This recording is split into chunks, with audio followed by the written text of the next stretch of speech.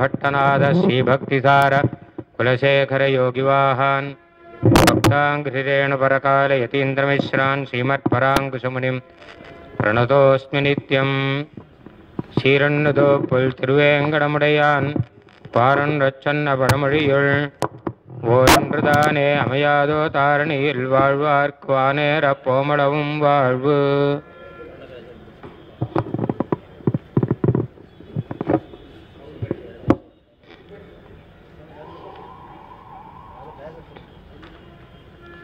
என்னுயிர் தந்தளித்தவரை சரணம் புக்கு யான் அடைவேன் அவர் குருக்கள் நிறைவணங்கி பின்னருளால் பெரும்பூதூர் வந்த வள்ளல் பெரிய நம்பி ஆள வந்தார் மனக்கால் நம்பி நன்னெறி அவர் குறைத்த உய்ய கொண்டார் நாதமுனி சடகோபன் சேனைநாதன் இன்னமுதத் திருமகள் என்று இவரை முன்னிட்டு எம்பெருமான் திருவடிகள் அடைகின்றேனே.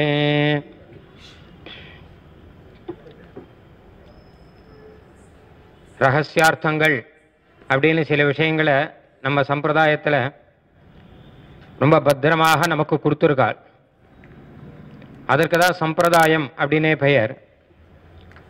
சம்பிரதாயம் அப்படின்னால் ஒரு ஆச்சாரியனானவன் சிஷ்யனுக்கு கொடுப்பது அப்படின்னு அர்த்தம். கொடுக்கக்கூடிய அர்த்தம் என்னன்னா ரகசியார்த்தம். அது வெளியில் தெரியாதான், வெளி மற்றவருக்கெல்லாம் கிடைக்காது. சிம்மி ஸ்தன்யம் போலே அப்படிங்கிறா. சிம்மத்தினுடைய பால் இருக்கோ இல்லையோ அது சிங்கக்குட்டிக்கு தான் கிடைக்குமே தவிர மற்ற பேருக்கு அது கிடைக்காது, கிட்ட கூட போக முடியாது வேற எந்த மிருகமும். அதே போல இந்த ரகசியார்த்தங்கள்லாம் இந்தந்த ஆச்சாரியர்களை ஆசிரிச்சு யார் இருக்காளோ அவளுக்கு தான் கிடைக்கும், மற்ற பேருக்கு கிடைக்காது. இதை பரஸ்யமாக விளம்பரமாக சொல்லக்கூடாது அப்படின்னு சொல்றா. மந்திரம் எத்தனேன கோபையேத் அப்படின்னு சொல்றா. இங்க மந்திரம்னு சொன்னது மந்திரம் மாத்திரம் இல்லை, மந்திர அர்த்தமும் கூட தான் அப்படின்னு சொன்னா. மந்திரத்தையும் வெளியில சொல்லக்கூடாது, மந்திர அர்த்தத்தையும் வெளியில சொல்லக்கூடாது. எத்தனேன அப்படின்னா பிரயத்தனப்பட்டு ரட்சிக்கணும் அப்படின்னா.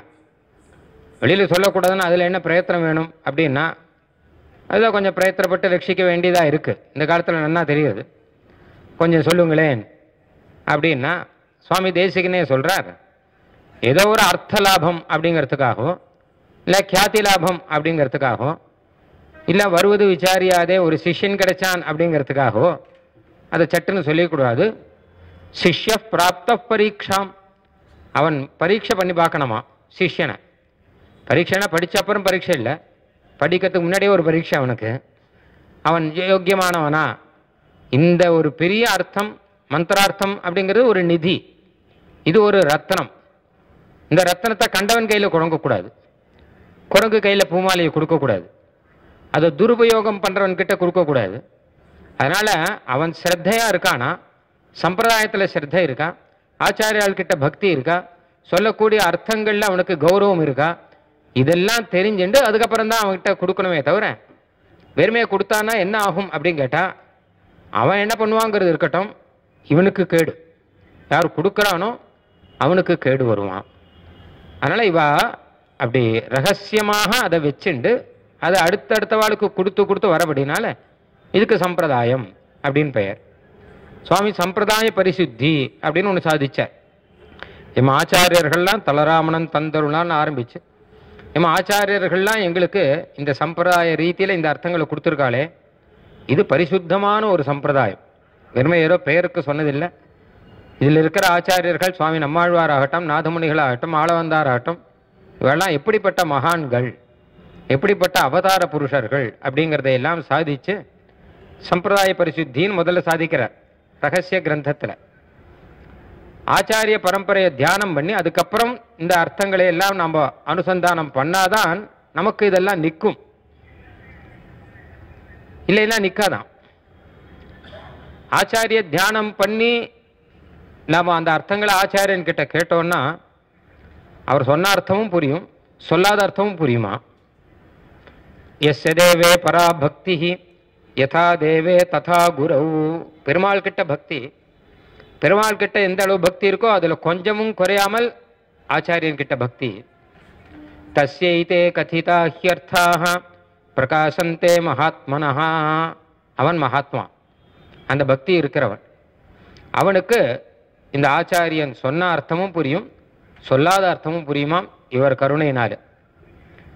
ஆச்சாரியன் கிட்ட பக்தி இல்லை அப்படின்னா சொன்ன அர்த்தமும் புரியாது, சொல்லாத அர்த்தம் வேணா புரியுமா இருக்கும், ஏதாவது விபரீதமா.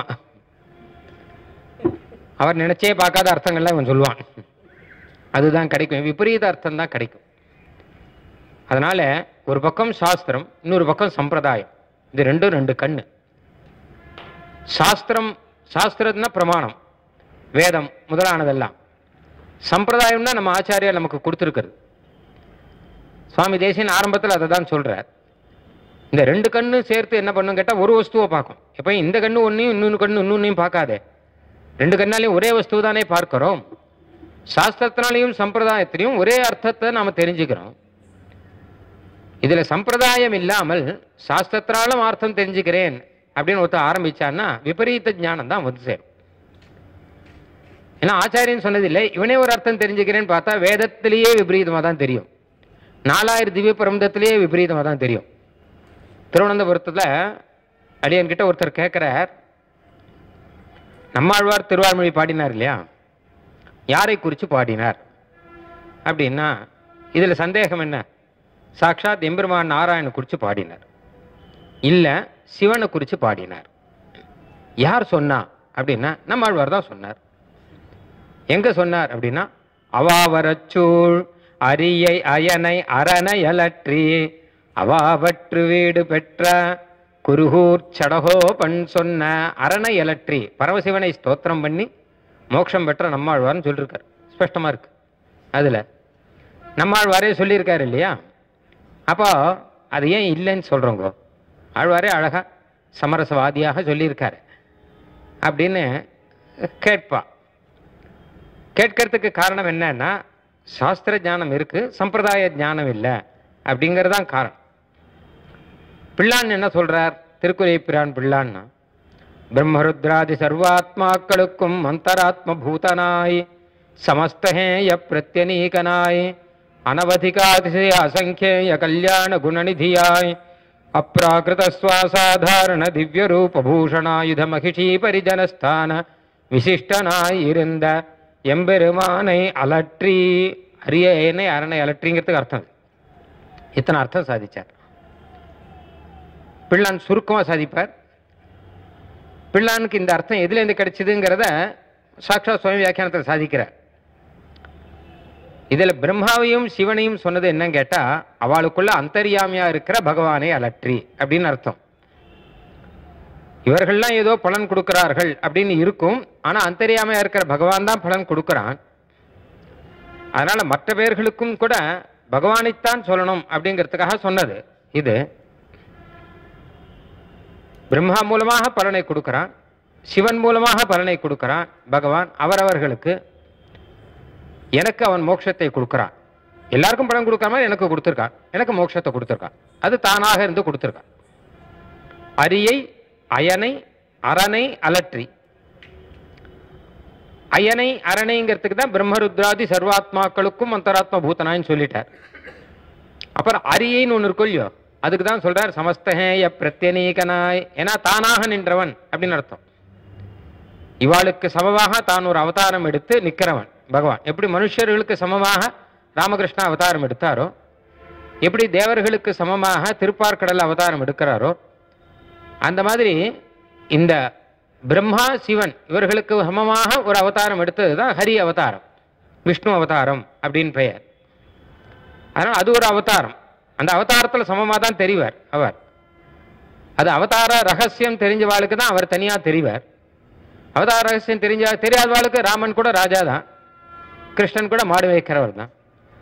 அந்த மாதிரி இவர் கூட பிரம்மாவுக்கும் சிவனுக்கும் சமம் அப்படின்னு தான் தோணுவார். ஆனால் அரியை அப்படின்னா என்ன அர்த்தம் கேட்டால், அவனுடைய தனிப்பட்ட சுபாவம் என்ன அவதாரம் எடுத்தாலும் இவனுக்கு இருக்கக்கூடிய தன் சுபாவத்தை விடாம தான் அவதாரம் எடுக்கிறான். அஜகத் சொத் சுபாவா அப்படின்னு தானே சொல்றான். அப்ப அந்த சுபாவத்தை நம்ம இங்க எடுத்துக்கணுமா. அதுக்காக சமஸ்தேய பிரத்யநீகனாய் அனவதிகா அதிசய அசங்கேய கல்யாண குணநிதியாய் அப்படின்னா சாதிக்கிறார் அதனுடைய அர்த்தத்தை. இந்த அர்த்தம் எப்படி கிடைக்கும்னா சம்பிரதாயத்தில் வந்தாதான் கிடைக்கும்.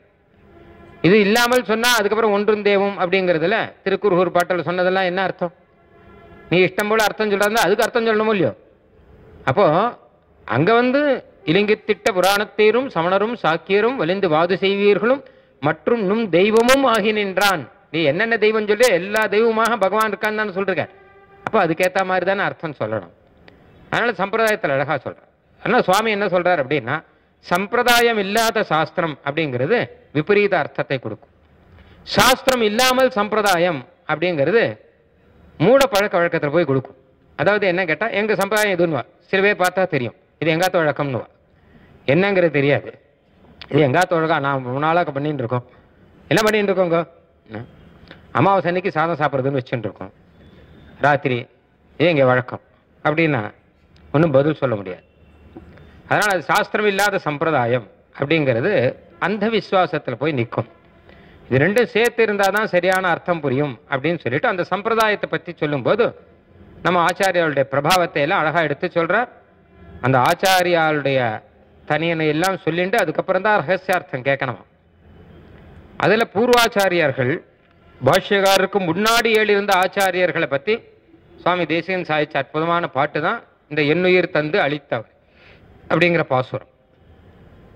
இத்தனை ஆச்சாரியர்கள் திருநாமம் ஒரே பாசுரத்தில் அழகாக கொடுத்துருக்க. எப்படி ஆழ்வார்கள் திருநாமங்களில் ஒரு பாட்டில் வந்ததோ அந்த மாதிரி ஆச்சாரியர்கள் திருநாமங்கள் எல்லாம் ஒரு பாட்டில் அழகாக வந்திருக்கு.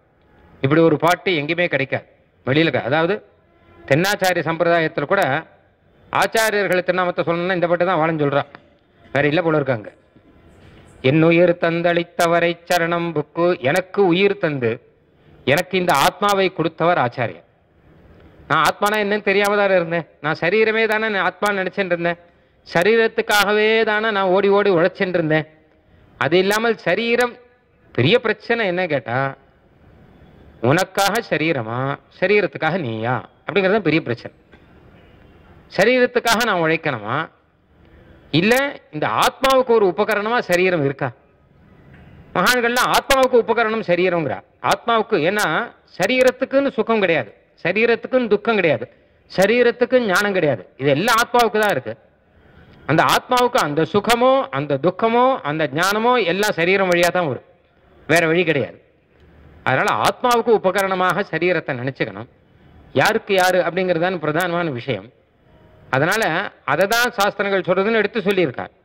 அப்போ இது புரியாமல் நான் சரீரத்துக்கே நினைச்சுட்டு இருந்து நீ வாழறது எதுக்காக அப்படின்னா, சாப்பிட்றதுக்காக வாழறேன், தூங்குறதுக்காக வாழறேன், சுகமா இருக்கிறதுக்காக வாழறேன், நல்ல விஷயங்கள் இல்லாமல் அதாவது கேட்டு போக விஷயங்கள் எல்லாம் இந்திரியங்கள்னாலே அனுபவிக்கிறதுக்காக நான் வாழறேன் அப்படின்னு யார் வாழ்ந்துன்னு இருக்காளோ அந்த மாதிரி நம்ம நிலைமை போகாமல் நமக்கு அந்த ஆத்மாவை காண்பிச்சு நீ யார் அப்படிங்கிறத காண்பிச்சவர் ஆச்சாரியனான. அப்படினால என் உயிர் தந்து அளித்தவரை அப்படிங்கிறது, எனக்கு உயிர் தந்தவர் அவர், ரட்சித்தவர் அவர். அதுக்கப்புறம் நான் என்ன பண்றேன்னா அவரை சரண் வணங்கி, அப்புறம் யான் அடைவே அவர் குருக்கள் நிறை வணங்கி, அவருடைய ஆச்சாரியன் அப்படின்னு சொல்லிட்டு ஆச்சாரியானாம் அசாவசாவித்யா பகவத்தா அப்படின்னா ஒவ்வொரு ஆச்சாரியன் திருநாமத்தையும் தெரிஞ்சுக்கணுமா. ஒட்டுமொத்தமாக அஸ்மத் குரு பரம்பராயே நமஹா அப்படின்னு சொன்னா பரவாயில்ல, ஆனா போராது. ஏன்னா ஒருத்தரே தெரிஞ்சுக்க வேண்டாமா, எல்லாருமே தானே உபகாரம் பண்ணியிருக்கான். இவர்னா அவருக்கு உபதேசம் பண்ணவர், அவருக்கு உபதேசம் பண்ணவர், எல்லாருமே எப்படிப்பட்ட மகான்கள். அதனால வேதம் தான் எடுத்து சொல்றது. அத சச்ச ஆச்சாரிய வம்சோ ஜ்ஞேயா, ஆச்சாரிய வம்சத்தை தெரிஞ்சுக்கணும். எங்க ஆச்சாரியன் மாத்திரம் தெரிஞ்சுட்டா போறோம், ஆறு வம்சம் எனக்கு தெரியாதுன்னு இருக்கக்கூடாது. ஆச்சாரிய வம்சத்தை தெரிஞ்சுக்கணும். வேதமே உபநிஷத்துல பார்த்தோம்னா பல இடத்துல அந்த வம்சத்தை சொல்லுவா அவளே, வேதத்திலே வரும். தத்தை தத் பிரம்மா பிரஜாபதையோ உவாச்ச பிரஜாபதிர் மனவே மனு பிரஜாபியா. இதை பிரம்மா பிரஜாபதிக்கு சொன்னார், பிரஜாபதி மனுவுக்கு சொன்னார், மனு தன் குழந்தைகளுக்கு சொன்னார். வந்துட்டு இருக்கும். இது சம்பிரதாயத்தை தான் வேதமே எடுத்து சொல்றது. அதனால ஆச்சாரிய வம்சத்தை தெரிஞ்சுக்கணும். ஆச்சாரியனை மாத்திரம் தெரிஞ்சுன்னா போறாது. சரி, ஆச்சாரிய வம்சம் அப்படின்னா இவர் 28வது ஆச்சாரியன் அப்படின்னு தெரிஞ்சுன்னா போறாதான். ஆச்சாரியானாம் அசௌ அசௌ இது, இவர் அவருடைய திருநாமம், அவருடைய தனியன், அவருடைய திருநக்ஷத்திரம், அவர் செய்த உபகாரங்கள், அவர் செய்த கிரந்தங்கள், அவருடைய விசேஷங்கள், அதுக்கப்புறம் அடுத்தவர் முன்னாடி இருக்கிறவர், அதுக்கு பூர்வ ஆச்சாரியன், அவருடைய விசேஷம் ஒன்று ஒன்றுவா தெரிஞ்சுக்கணுமா. ஆ பகவத்தா எத்தனை வரைக்கும் தெரிஞ்சுக்கலாம்னா கடைசி வரைக்கும் தெரிஞ்சுக்கணும். 10 இல்லை, கடைசி வரைக்கும் தெரிஞ்சுக்கணும் அப்படின்னு வேதம் எடுத்து சொல்றது இல்லையா. இது ஒரு விதியா எடுத்து சொல்றது. விதியா எடுத்து சொல்றதுனா கட்டாயம்னு அர்த்தம். கட்டாயம் தெரிஞ்சுக்கணும், தெரிஞ்சுக்காம இருக்கக்கூடாது. இப்போ அதற்காக சுவாமி தேசிகன் என்ன பண்றார், நான் ஒத்தரையா சேவிச்சுண்டு நான் ஆச்சாரியர்களை சேவிக்கிறேன்னு பின் அருளால் பெரும்பூதூர் வந்த வள்ளல்னு ராமானுஜர்கிட்ட ஆரம்பிக்கிறார். பெரிய நம்பி ஆள வந்தார் மணக்கால் நம்பி நன்னரே அவர் குறைத்த உய்ய கொண்டார் நாதமுனி சடகோபன் சேனைநாதன் இந்நமுத திருமகள் என்று இவரை முன்னிட்டு எம்பெருமான் திருவடிகள் அடைகின்றேனேன்னு ஆச்சாரியர்களை முன்னிட்டு பெருமானை சேவிச்சா அதுதான் ரசம். ஒரு விதத்தில் பார்த்தா பெருமானையும் ஆச்சாரியனை சேர்த்து அனுபவிக்கிறார். ஏன்னா பிராட்டிக்கு ஆச்சாரியன் அவர் தானே. அதனால கடைசியில் அவரும் ஆச்சாரியன் ஆயிட்டார். குருபியா தத் குருபியச்ச நமோவாக்கம் அதீமஹே விரணீமஹேச்சு தத்திர ஆத்யவுனா. இந்த குரு பரம்பரையில் ஆதியில் இருக்கக்கூடிய குரு, ஆதி குருவா இருக்கிறவர் பகவான். பகவானையே ஆச்சாரியனா அனுசந்தானம் பண்ணா அது ஒரு ரசமா இருக்கும். பெருமாளை அனுசந்தானம் பண்ற மாதிரி நமக்கு ஞானத்தை கொடுக்கிறவர், நமக்கு அஜ்ஞானத்தை போக்கினவர். பகவான் எந்த விதமா ஆச்சாரியர் ஆனார் அப்படின்னா, ஆதியிலே வேதங்களை கொடுத்தும் அடியிலே வேதங்களை கொடுத்தும் வேதத்துக்கு ஆபத்துக்கு வந்தபோது மீட்டு கொடுத்து, தானே ஹம்சாவதாரம் எடுத்து வேதார்த்தங்களை எல்லாம் உபதேசம் பண்ணி, தானே ஹைக்ரீவ அவதாரம் எடுத்து வேதங்களை மறுபடியும் மீட்டு கொடுத்து, தானே கிருஷ்ணனாக அவதாரம் பண்ணி வேதத்தினுடைய சாரங்களை பகவத்கீதையிலே அருளை செய்து, தானே ஆழ்வார்களாக அவதாரம் பண்ணி, இப்படி பார்த்தான்னா பகவான் தான் பெரிய ஆச்சாரியர் எல்லார காட்டிலும். சுவாமி தேசியன் 10 காரணத்துக்கு மேலே சொல்ற பகவான் எப்படி ஆச்சாரியன். அப்போ இந்த மாதிரி ஆச்சாரிய பரம்பரையை அனுசந்தானம் பண்ணிட்டு அதுக்கப்புறம் தத்துவார்த்தங்கள். இவரை முன்னிட்டு எம்பெருமான் திருவடிகள் அடைகின்றேனே அப்படின்னு அழகா சொல்லிட்டேன். அதனால் நமக்கு பெரிய ஆச்சரியமான ஒரு பாசுரம், நித்தியம் அனுசந்தானம் பண்ண வேண்டிய பாசுரம். நித்தியம் இது சொல்லாமல் சாப்பிடக்கூடாது, காஃபி கூட குடிக்கக்கூடாது, இது சொல்லிட்டு தான் காஃபி குடிக்கணும் அப்படின்னு வச்சுட்டு. ஆச்சரியமான பாசுரம், பரம பாவனமான பாசுரம், நம்மளை எல்லாம் சுத்தமாக்கும். ஆச்சாரியால காலங்காத்தால் எழுந்து ஆச்சாரியால தியானம் பண்ணா அதை காட்டிலும் வேற என்ன வேணும் நமக்கு. அதுல பாஷ்யக்காரர் கிட்டேருந்து ஆரம்பிச்சார். சுவாமி தேசிகனுடைய ஆச்சாரியர் அப்புள்ளாரையோ நடாதுரம்மாளையோ அவள்லாம் சங்கிரகமா சொல்லிட்டார்.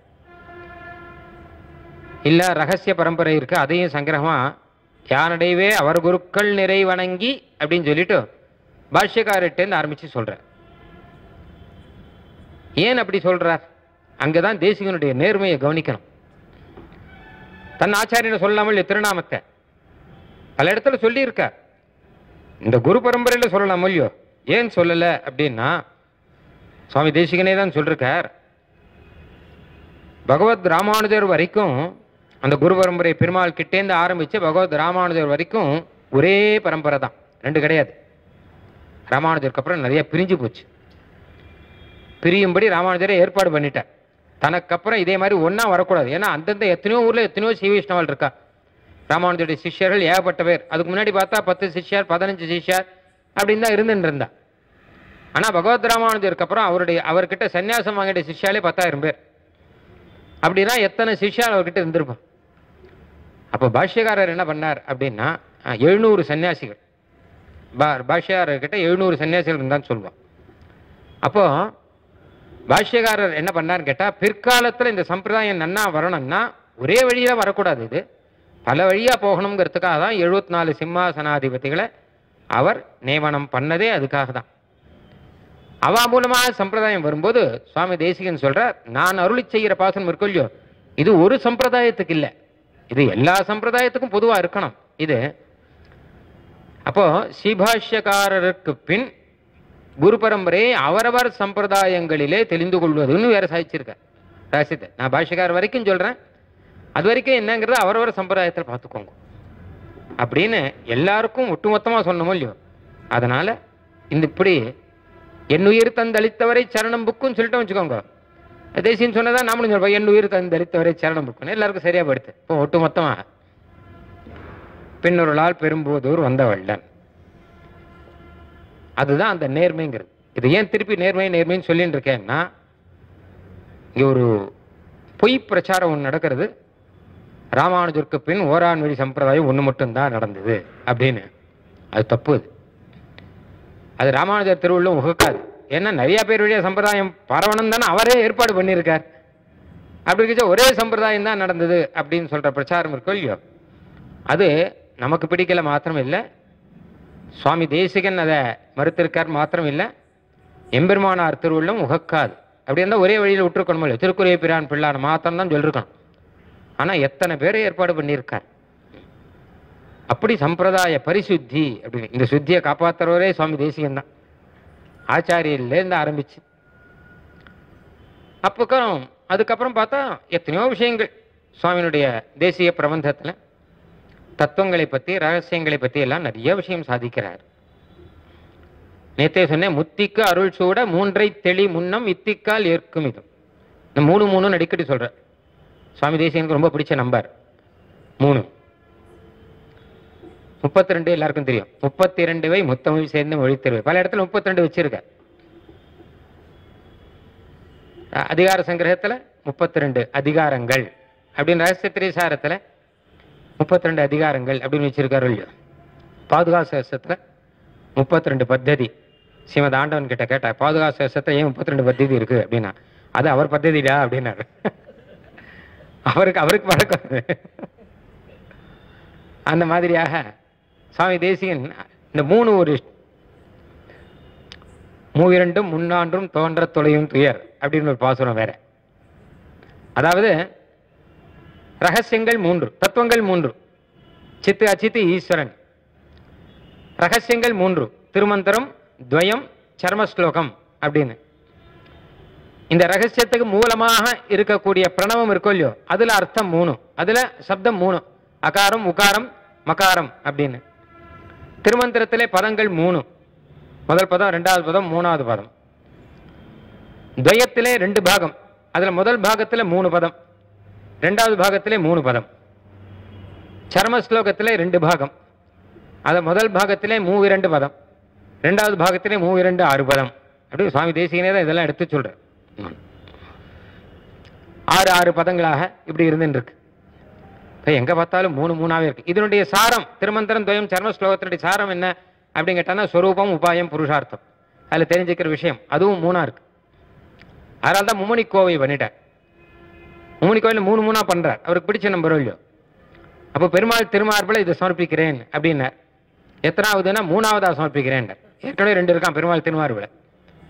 திருமால் அடியவர்க்கு மெய்யனார் செய்ய திருமாமகள் என்றும் சேரும் திருமார்பில் இம்மணி கோவையுடனேற்கின்றார் எந்த நிம் மும்மணி கோவை மொழி. பிராட்டி ஒருத்தர் இருக்கார், கௌஸ்துபம் ஒன்று இருக்கு. 3வதாக மும்மணி கோவை சமர்ப்பிக்கிறேன் அப்படிங்கிறார் பெருமாளுடைய திருமார்பில். 2 இருந்தால் இவருக்கு பிடிக்கல, என்ன 2ஆ இருக்கே, ரெட்டப்படையா இருக்கே, 3ஆ இருக்கணும் அப்படின்னு அதுக்காக மும்மணி கோவை சமர்ப்பிக்கிறார் அப்படிங்கிற மாதிரி இருக்கு. அந்த மாதிரியாக இதனுடைய அர்த்தங்களையா நிறைய கிரந்தங்கள்ல சுவாமி சாதிச்சார். தத்துவம் அப்படின்னு பார்த்தான்னா 3 தத்துவம். தத்துவத்ரயம், சேத்தனம், அச்சேதனம், ஈஸ்வரன். நம்ம அவசியம் தெரிஞ்சுக்கணுமா. தேரவியம் பினர் சித்தும் அச்சித்தும் இறையுமனா வேறுபடும் வியந்தத்துவ 3 வினையுடம்பில் கூறுபடும் கொடுமோகமும் தான் இறையாங் குறிப்பும் மாற நினைந்தருளால் மறை நூல் தந்தவாதியரே. லோகத்தில் இருக்கக்கூடிய மொத்த அனர்த்தத்துக்கும் காரணம் ரெண்டு ஞானம், ரெண்டு தப்பான ஞானம். நமக்கு இருக்கக்கூடிய ரெண்டு தப்பான ஞானம் தான் எல்லாத்துக்கும் மூல காரணம். முதல் தப்பான ஞானம் என்னன்னு கேட்டா, இந்த சரீரமே தான் ஆத்மா அப்படின்னு நினைச்சுட்டு இருக்கு. பல பேருக்கு இருக்கு இல்லையா, உபநிடத்து அதுதான் அடிப்படையா வைக்கிறது. வேதாந்தத்தினுடைய எல்கேஜி பாடமே இதுதான். சரீரம் வேற ஆத்மா வேற, நீ யார் அப்படிங்கறத முதல் கேள்வி. அப்போ சரீரம் இல்லை நீ, நமக்கே தெரியும். சுவாமி தேசிகன் தத்துவமுக்தா கலாபத்தில் அழகா ஒரு விஷயம் சொல்லிருக்கார். சரீரம் இல்லை நான் சரீரத்தை காட்டிலும் வேறானவன் அப்படின்னு எல்லாருக்குமே தெரியுமா? எல்லாருக்கும் தெரிஞ்ச விஷயம் தானே இது அப்படின்னுட்ட. எப்படி தெரியும் அப்படின்னு கேட்டா, என்னுடைய உடம்புன்னு தானே சொல்றான் எல்லாரும், நான் உடம்புன்னு சொல்லலையே. யோமே ஹஷ்மா யோமே ஹஸ்தாதிவர்ஷ்மேதி அவயவன் இவகாத் பாதி பின்ன சயேகா. எனக்கு உடம்பு சரியில்லைன்னா டாக்டர்கிட்ட போனா என்ன கேட்டேன், எனக்கு உடம்பு சரியில்லைன்னு தானே சொல்றான், நான் சரியில்லைன்னு சொல்லலையே. நான் சரியில்லைன்னா நிக்கி பார்க்கறது போன்னு வருவேன், இங்க வராதன்னு. அப்ப அவனுக்கே தெரிஞ்சிருக்கு நான் வேற. அதாவது என்னுடையன்னு சொல்லும்போது என்னுடைய வீடுன்னு சொல்ற மாதிரி, என்னுடைய டிவின்னு சொல்ற மாதிரி, என்னுடைய புஸ்தகம் அப்படின்னு சொல்ற மாதிரி என்னுடைய உடம்புன்னு. அப்ப இந்த உடம்புங்கிறது ஒரு ஒரு சொத்து, இதை ஆளக்கூடியவன், இதுக்கு உரிமையாளன் ஒருத்தன் இருக்கான், அவன் தான் ஆத்மாங்கிறது எல்லாருக்குமே தெரிஞ்சிருக்கு. இதுல சொல்ல வேண்டிய விஷயம் பொதுவா எதுவும் இல்லை. ஆனால் அந்த பிரவருத்தி அப்படின்னு வரும்போது உடம்புக்காக தான் பிரவர்த்திக்கிறான். அப்ப அது மறந்து போயிடுறது. ஏதோ மேலோட்டமா தெரிஞ்சா கூட அதுக்கப்புறம் போனா அதுக்கப்புறம் மறந்துடுறது இல்லையோ. நம்மளே உபன்யாசங்கள்லாம் கேட்கறோம், ஆனா அதுக்கு போனா என்ன ஆகுதுன்னு கேட்டா அப்ப வேற மாதிரி புருஷார்த்தமே மாறி போயிடுது. இப்ப இருக்கும்போது புருஷார்த்தம் வேறையா இருக்கு, என்ன பண்றது, வேற வழி இல்லை. ஏன்னா அது பழக்கம். காரணம் என்ன கேட்டா அதுவே பழக்கம். எல்லாம் ஒரு 2 மணி காலம் உபன்யாசம், அது 22 மணி காலம். 22 மணி காலம் காலக்ஷேபம் இருந்தா பரவாயில்ல. அப்போ ஒரு நாளைக்கு எது நிற்கும்? இதுவே தான். சொல்றவருக்கும் அதுதான், கேட்கறவருக்கும் அதுதான். அதுல இருந்து மீண்டு வருதுதான் கஷ்டமா இருக்கு. சொல்றவங்க கூட இவர் என்ன பண்ணார்னா, இந்த உயிர் என் உயிர் தந்து அளித்தவரை அப்படின்னு இருக்கொல்லையோ, இவர் என்ன சொன்னார், உயிர் வேற உடல் வேற அப்படின்னு. உயிர்னா ஆத்மான்னு அர்த்தம். உயிர் வேற உடல் வேற, உடலை பத்தி சிந்தையெல்லாம் விட்டுடுங்கோ அப்படின்னு சொல்லிட்டு 2 மணி காலம் உபன்யாசம் பண்ண. உபன்யாசம் முடிஞ்ச அப்புறம் ததியாராதனை நடந்தது. அங்க அவருக்கு சாதிச்சா.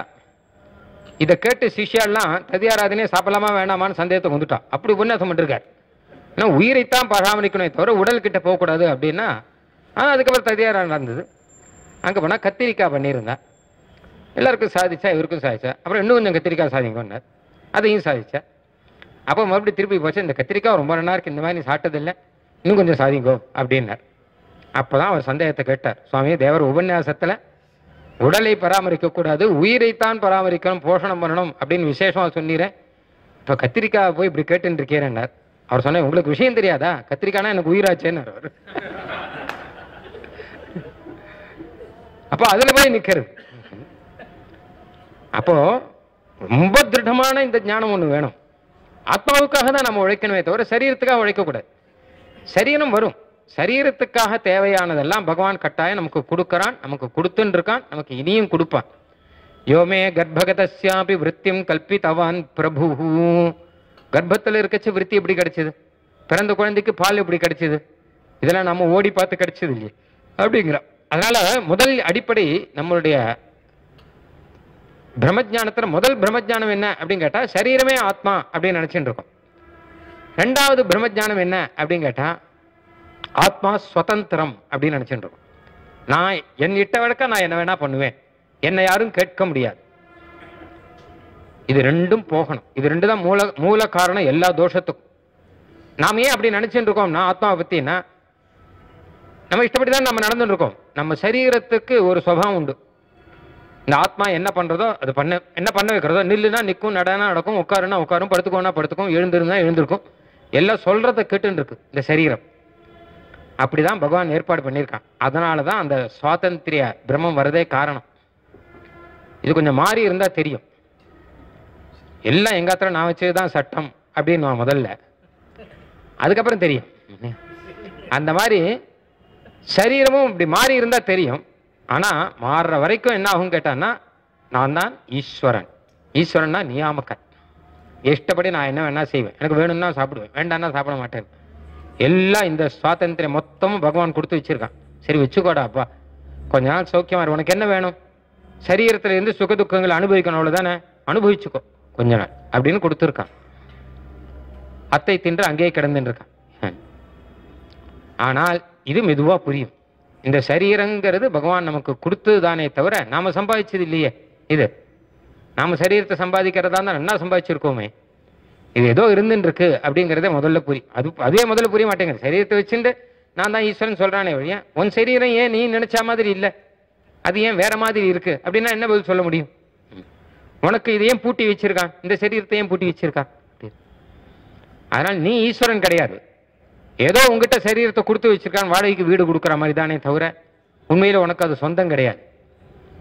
அதனால இந்த ரெண்டு ஞானம் வேணுமா, ரெண்டு பிரம்மஜானம் இருக்கு. இந்த ரெண்டு பிரம்மஜானம் போகணும்னா என்ன வேணும் கேட்டா, சரீரத்தை காட்டிலும் ஆத்மா வேற, இந்த ஆத்மாவுக்கு ஈஸ்வரன் பகவான் இருக்கான்.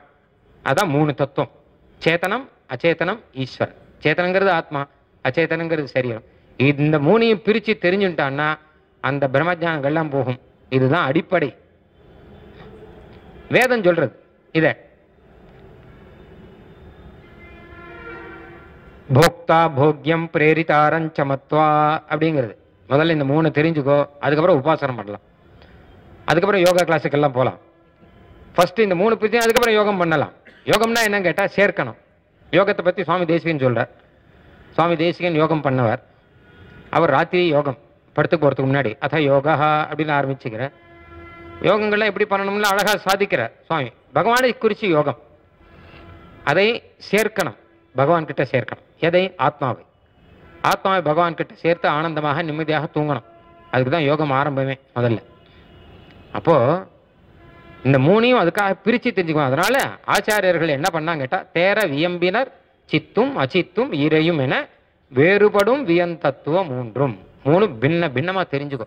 ஒண்ணு மாதிரி தெரியும், சரீரத்துக்குள்ளேயே ஆத்மா இருக்கிறபடினால சரீரமே ஆத்மாங்கிறதா தெரியும். ஆத்மா அங்கே வெளியில இருந்தா பரவாயில்ல, மற்ற பேர் மாதிரி இருந்தா பரவாயில்லையே, அவர் வேற நான் வேற அப்படின்னு தெரியுமே. இது அப்படி இல்லையே. கொஞ்ச நாள் சரீரத்தை விட்டு ஆத்மா வெளியில போயிட்டு வருமா அப்படின்னா வராதே, உள்ளுக்குள்ளேயே தானே இருந்துட்டு இருக்கும். அதனாலதான் இது புரிய மாட்டேங்கிறது. ஆனா ஆச்சாரியர்கள்லாம் நமக்கு புரிய வைக்கிறாளாம். இதை எங்க தெரியலாம்னா அதையும் சுவாமி தேசிகன் அழகா சொல்லியிருக்கேன். இந்த பகவத்கீதா இருக்கும் இல்லையோ, பகவத்கீதா போட்டோ எல்லா இடத்துலையும் இருக்கும். அர்ஜுனனுக்கு சாரதியாக எம்பெருமான் இருக்கிறது. சுவாமி தேசிகன் சொல்ற அந்த போட்டோ வாங்கி மாட்டிக்கோங்க ஆத்துல, நித்தியம் ஒரு தடவை அதை பாருங்க அப்படின்னுட்டார். யுக்யஸ்யந்தன சாரதி கிரமவதி திரையந்த சந்தரிசிதே தத்வானாம் திரிதயே யதார்ஹ விவித வியாபார சந்தானினி. அங்க யுக்ய சேந்தன சாரதி மூணு இருக்கு. தேர் இருக்கு, அர்ஜுனன் விட்டுருங்க, அர்ஜுனன் தான் பாடம் படிக்கிறவன் நம்மள மாதிரி. மூணு இருக்கு. ஒன்று தேர், ரெண்டாவது குதிரை, மூணாவது சாரதி கிருஷ்ணன் இருக்கான். யுக்ய சேந்தன சாரதி கிரமவதி திரையந்த சந்தரிசிதே. கண்ணன் தேர் ஓட்டினது எதுக்காக அப்படின்னா, பாஞ்சாலி குடல் முடிப்பதற்காக, பாண்டவர்களுக்கு ராஜ்யத்தை கொடுப்பதற்காக, அர்ஜுனனுக்கு விதேயனாக ஆவதற்காக. இதெல்லாம் எல்லாரும் சொல்லிட்டு இருக்கோம் இல்லையா மகாபாரத கதையில. சுவாமி தேசிகன் சொல்றார், உனக்கு ஒரு தத்துவத்தை தெளிவிப்பதற்காக. நீ இந்த போட்டோ வாங்கி மாட்டிக்கோ. அதுல அந்த தேருங்கிறது தான் அச்சேதனம், அதுதான் சரீரம். குதிரைங்கிறது தான் சேதனம், அதுதான் ஆத்மா. இந்த தேரையும் அந்த குதிரையும் பூட்டி வழி நடத்துறவன் இருக்கானோ இல்லையோ, அவன் தான் ஈஸ்வரன். இந்த சரீரத்தையும் இந்த ஆத்மாவையும் சேர்த்து வச்சு பூட்டி வச்சுட்டான் நன்னா. இழுக்க தின்னம் அழுந்த கட்டிங்கிறார் ஆழ்வார். தின்ன நடுவே ஓர் உடம்பில் இட்டு தின்னம் அழுந்த கட்டி, பிச்சுட்டு போக முடியாது. பல செய்வினை வன்கயிற்றால், எந்த கயிற்றால கட்டினான்னா உன்னுடைய கர்மம் அப்படிங்கிற கயிற்றினாலே போட்டு இதை நன்னா போட்டு கட்டி வச்சுட்டாராம் பகவான். அந்த மாதிரி இந்த தேரையும் இந்த அச்சேதனத்தையும் இந்த சேத்தனத்தையும் போட்டு நன்னா கட்டி அதை வழி நடத்தி அழிச்சுண்டு போறவன் எம்பெருமான் பார்த்த சாரதி. சாரதிஹி சர்வநேதா அப்படிங்கிற அவன் பார்த்தனுக்கு மாத்திரம் சாரதி இல்லை, சர்வ பேருக்கும் சாரதி. நம்ம எல்லாருக்கும் இந்த தேரை நடத்துறவனே பகவான் தான் உள்ளுக்குள்ள உட்காந்துருக்கான். பார்த்த சாரதி அர்ஜுனன் தேர்ல மாத்திரம் இல்லை, இந்த தேர்ல இருக்கான். இந்த சரீரமே ஒரு தேர் அப்படின்னு தானே சொல்றது உபநிஷத் பல இடத்துல சொல்றது. ஆத்மானம் ரத்தினம் வித்தி சரீரம் ரதமே வச்ச அப்படிங்கிறது. அதனால சரீரம் ஒரு ரதம், அதில் பகவான் வழி நடத்தின்னு இருக்கான் உள்ள. அதனால பகவானாலே நடத்தப்பட்டு நாம் நடத்துறமே தவிர நமக்கு சுவாதந்திரம்ங்கிறது இதில் கிடையாது. நீயாக ஒரு காரியமும் நினைக்க முடியாது, கண்ணு கூட இமைக்க முடியாதுன்னு கீதா பாஷ்யத்தில் சுவாமி எம்பெருமானார். கண் இமைக்கிறோம் இல்லையோ, கண் இமைக்கிறது நாம கண் இமைக்கல, நமக்கே தெரியும். கண் இமைக்கிறது நம்ம கொஞ்சம் ஒரு கண் இமைக்கலாம் அப்படின்னு சங்கல்பங்கள்லாம் பண்ணி கண் இமைக்கலாம், அது பாட்டுக்கு வந்துட்டு இருக்கு. அந்த கண் இமைப்பு கூட இது உன் சங்கல்பத்தினால இல்லை, அது ஈஸ்வர சங்கல்பத்தினால. கண் இமைக்காட்டா என்ன ஆகும் தெரியாது. அதனால கண் இமைக்கிறதோ, ஹார்ட் ஃபங்க்ஷன் ஆகுறதோ, பிளட்டு உள்ளுக்குள்ள சர்க்குலேட் ஆகுறதோ, இது எல்லாம் மூச்சு காத்து உள்ள போய் வெளியில வந்து இதெல்லாம் நடந்துட்டு இருக்கும். இது எல்லாம் வந்து ஈஸ்வர சங்கல்பத்தினால இருக்கும்போது நாம வந்து இதை துடிப்பு நின்று போச்சா என்ன பண்றது? தூங்கும்போது தூங்கிட்டு இருக்கோம் இல்லையோ, காத்தால எழுந்திருக்கும், நடுவில் ஏதோ ஆபத்து வந்துருத்தனா என்ன பண்றது அப்படின்னா டாக்டர்கிட்ட போய் கேட்க இல்லையா. டாக்டருக்கு ஹார்ட் ஆப்ரேஷன்லாம் ஆச்சு, அப்புறமா சக்ஸஸ்ஃபுல்லாக நடத்தி கொடுத்துட்டார். ரொம்ப நல்லா. உங்களுக்கு ஆச்சரியமாக, நான் கூட நினச்சி பார்க்கல, ரொம்ப ஆச்சரியமாக நடந்திருக்கு. உங்களுக்கு இனிமேல் கவலை இல்லை, நீங்கள் நிம்மதியாக இருக்கலாம். நீங்கள் போய் வாசல் போய் ஃபீஸ் கட்டிட்டு போங்க. எவ்வளோ கொடுக்கணும் அப்படின்னு கேட்டேன். பார்த்தா பெரிய ஆஸ்பத்திரி, அதனால் இது சாதாரண இல்லை, இது நிறையா கொடுக்கணும் அப்படின்னு அழ ஆரம்பிச்சுட்டேன். இவன் டாக்டர் கேட்டார், ஏன் இவ்வளோ பைசா அதிகமாக இருக்கே அப்படிங்கிறதுக்காக அழறங்களா? அழாதுங்கோ, அழுதா உங்கள் உடம்புக்கெல்லாம் ஆகாது. ஏன் எதுக்காக அழறங்கோ அப்படின்னா, நான் அதுக்காக அழலை, ஏதோ திடீர்னு நின்று போட்ட ஹார்ட்டை இதை சரியாக்கி 10 லட்சம் 20 லட்சம் கேட்குறங்களே, இத்தனை நாளாக இந்த ஹார்ட்டை இயக்கி வச்சிருந்தவன் யார்? அவனுக்கு நான் என்ன கொடுத்தேன்? உமக்கு 10 லட்சம் கொடுக்குறேன் இருக்கட்டும், நான் தூங்கும்போது, நான் ஓடும்போது, நான் தடுக்கி விழும்போது அப்போல்லாம் இந்த ஹார்ட்டை ஒருத்தர் நடத்தி வச்சிருக்கானோ இல்லையோ, அவனுக்கு நான் என்ன கொடுத்தேன்னு யோசிச்சு பார்த்தேன், ஒன்றும் கொடுக்கல. அதுதான் முக்கியமான விஷயம். நம்ம அதீனம் கிடையாது. சரீரத்தில் உன் அதீனம் சொல்லிக்கிறதுக்கு நம்ம வெறும் நடக்கிறோம் போகிறோம், வெறும் சரீரத்தினால் இதுவே நம்ம அதீனம் இல்லைன்னு கொஞ்ச நாள் ஆனால் 60 வயசான புரியுறது. ஓஹோ நம்மக்கிட்ட இல்லை போல இருக்கு அப்படின்னு சொல்லி இந்த சரீரத்துக்கே சொந்தம் கொண்டாடுறோம் நிறைய பேர் இருக்கா அப்படின்னு அழகாக சொல்கிறார். சரீரத்தை பற்றி சொல்லும்போது அவர் சொல்கிறார், அந்த சரீரத்தை நம்மதுன்னு நினச்சிட்டு இருக்கோம். சின்ன வயசுல இந்த சரீரத்தை சொந்தம் கொண்டாடுறதுக்கு அம்மா அப்பா இருக்கா, தூக்கி எடுத்து வச்சுட்டு என்னென்னமோ போட்டு படாது பாடு படுத்துறா. இன்னும் கொஞ்சம் பெரியவன் ஆனப்புறம் இந்த சரீரத்தை வந்து சொந்தம் கொண்டாடுறதுக்கு நிறைய பேர் இருக்கா. அவள் அங்கங்கெல்லாம் வேலை வாங்கிட்டு இருக்கா. ஒரு உத்தியோகம் கொண்டு வந்த அப்புறம் இந்த சரீரத்தை கொண்டு வேலை வாங்குறதுக்கு நம்ம பாஸ் அவளாக இருந்துட்டு இருக்கா, அவள் வேலை வாங்கிட்டு இருக்கா. கல்யாணம் ஆனப்புறம் இந்த சரீரத்தை சொந்தம் கொண்டாடுறதுக்கு கணவனுக்கு மனைவி, மனைவிக்கு கணவன் அப்படின்னு சொல்லிட்டு 2 பேர் இருந்துட்டு இருக்கா. ஒரு 50-60 வயசாக அனுப்புறம் சரீரத்தை சொந்தம் கொண்டாடுறதுக்கு டாக்டர்கள்லாம் கரெக்டாக வந்துடுறா அப்படின்னு. அதுக்கப்புறம் ஒரு 80-90 வயசான அப்புறம் அந்த நாள் அப்படிங்கிறது வந்தப்புறம் இந்த சரீரத்தை சொந்தம் கொண்டாடுறதுக்கு வாத்தியார் வர்றார். அதுக்கப்புறம் முதல்ல வைத்தியர் வர்றார், அப்புறம் வாத்தியார் வர்றார். அதுக்கப்புறம் அக்னி பகவான் இது என்னுடையது அப்படின்ட்டு வாங்கிக்கிறார். இதில் உன்னுடையதுன்னு சொல்றது எப்போன்னு புரியல, கொஞ்சம் யோசிச்சு பார்த்தா தான் புரியும். ஏதோ நினைச்சுட்டு இருக்கோம் நம்ம. அதனால பகவான் தான் இதை பூட்டி வச்சிருக்கான். அதனால இந்த தத்துவத்திரயத்தை அழகா தெரிஞ்சுக்கணுங்கிறதுக்காக சுவாமி தேசிகன் தத்துவ பதவி, தத்துவ நவநீதம் நிறைய கிரந்தம் சாதிச்சிருக்கேன் அந்த இடத்துல. யான் அறியும் சுடராகி நின்றேன் மற்றும் யாதுமிலேன். நான் அப்படிங்கிறது ஆத்மாதானே தவிர சரீரம் இல்லை அப்படிங்கிறது அடிப்படை. அறியும் சுடர், நான் சரீரம் இல்லையே, நான் எனக்கு ஞானம் இருக்கு, நான் ஸ்வயம் பிரகாசமா இருக்கேன். ஸ்வயம் பிரகாசம்னா எனக்கு தான், நான் என்னை பத்தி எனக்கு தெரியும், யாரும் சொல்லித்தர வேண்டாம். லோகத்துல ஒண்ணு பத்தியும் சொல்லி தரணும். குழந்தைக்கு கையை காமிச்சு இது கை அப்படின்னு சொல்லி தரணும், காலை காமிச்சு இது காலு அப்படின்னு சொல்லணும். அந்த குழந்தைக்கு அதே காமிச்சு இது நீ அப்படின்னு சொல்லணுமா? வேண்டாமே. ஆத்மாங்கிறது ஸ்வயம் பிரகாசமாச்சே, அதுக்கு எப்பவுமே தெரியுமே. எந்த ஆத்மாவை யாருக்காவது சொல்லி கொடுத்துருக்காளா? அவசியம் இல்லையே. ஆத்மாவனுடைய ஸ்வரூபம் வேணா தெரிய மாட்டேங்கிறது சில சமயம். சுபாவம் ஆத்மா நித்தியமா அனித்தியமா அப்படிங்கிறதெல்லாம் புரியல. ஆனால் தூங்கும் போது உட்பட ஆத்மா ஞானஸ்வரூபமாக ஸ்வயம் பிரகாசமாக எல்லாருக்கும் தெரியும்படியாக இருக்கு இல்லையா, அதுதான் ஆத்மாங்கிறது. சரியங்கிறது அப்படி கிடையாது. யான் அறியும் சுடரா கோமா ஸ்டேஜில் இருந்தா கூட ஆத்மா சுவப்பிரகாசமாக தான் இருக்கும். சரீரம் வேணா தெரியாம இருக்கும். அப்போ அவருக்கு அவரை பத்தி தெரியும் அப்படின்னு தான் சொல்றான். கொஞ்சம் மெதுவாக பேசுங்கிற டாக்டர்லாம் எது கொஞ்சம் திட்டம் உறக்க பேசாதவங்க. அப்போ இந்த மாதிரி தத்துவத்திரயத்தை சொன்னார்.